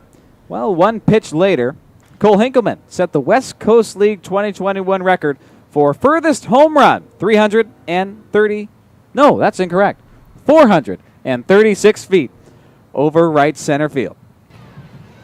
Obliterated by Luis. First pitch to Cole Hinkleman. Cranks one into right field. It's gone. Back-to-back homers for the Bellingham Bells, bottom of the 5th. And they now lead the Yakima Valley Pippins 11-1 in Game 1 of the playoffs. Back-to-back homers for the second time this week. Happened on Sunday, too. This time, the first time in West Coast League play for the Bells against the Yakima Valley Pippins in Game 1 of the playoffs. One more home run to play back for you, Cody Schreier's. It came in the bottom of the 7th. It was 105 miles an hour off the bat, 352 feet, and Cody Schreier. It capped off a 4-for-4 night at a time, going 5-for-5. Cody with his best night as a Bell. 1-2, ripped into left field, sailing back. Will it go? It does. Cody Schreier, a single-run shot over left center. He goes 5-for-5. And he is not done yet. Gives the Bells a 13-1 lead. Cody ending the night. 3 singles, 1 2-run double, 1 run homer, 1 triple shy of the cycle. Cody Schreier really impressing everybody tonight in Game 1 of the playoffs. Heating up at the right time is Cody Schreier and the Bellingham Bells. They just need one more win to punch their ticket to the West Coast League Championship Series next week. Game 2 will be Sunday at 7:05 p.m. is the first pitch, and Game 3, if necessary, will be at 7:05 p.m. on Monday. Both games out in Yakima. So the Bells jump ahead 1-0 in the series and need one more. It's got to be on the road, though, as Yakima won the first half, has the best series in the West Coast League North. And so the Bells getting off on the right foot here. They got to steal one in Yakima. Bells get started again on the right foot, winning Game 1, 14 runs to 1. Well, let's take a look at the out-of-town score. There's only one more to mention, as there's 4 teams left in the West Coast League. The Corvallis Knights getting the win against the Ridgefield Raptors in Ridgefield, 13 runs to 6. Ridgefield now has to go on the road and get 2 in Corvallis to advance to the championship series. Bells and Corvallis Knights off to a 1-0 start in each series. Game 2 will be tomorrow, Sunday, from Yakima, 7:05 p.m. first pitch. You won't want to miss it. We'll be there with the pregame at 6:35 p.m. from Yakima County Stadium and have all the action from Game 2 of the West Coast League North Divisional Series between the Bells and the Pippins. I'm Ryan Carlson. Well, I actually have to get to the shout-outs before I sign off. What am I thinking? Ben Bagley adding some insult to injury there, which reminds me, our on-site statistician tonight, Ben Bagley, doing a great job. He is delivering all the stats from tonight's game. Lots of home runs. Ben Bagley was over here a lot tonight. He also delivered a stat that reminded me that the Padres were the victims of a no-hitter tonight by a rookie making his first career start. Didn't really need that one, but thank you, Ben. That was an interesting stat for sure. Brandon King, our on-site video operator, doing a great job tonight for everybody on the video side of things. And our in-studio engineer back at Network Central Cascade Radio Group, back at 98.9 K-Bay, Adam Smith, holding down the fort. Great to have Adam back in studio. Did a tremendous job tonight with everything back at Network Central. Well, I'm Ryan Carlson, reminding you of the final score one last time. Bells 14, the Pippins 1. What a tremendous night for Bells baseball, getting a season-high 23 hits in Game 1 of the West Coast League North Division Series. Bells win 14-1. Thank you for tuning in to Bells Baseball, wherever you may have been listening tonight, right here on your home for Bells Baseball, 98.9 K-Bay, and online at 989kbay.com. Thanks for listening to Summer Baseball on your home for the Bellingham Bells. Bells Baseball is brought to you on 98.9 K-Bay.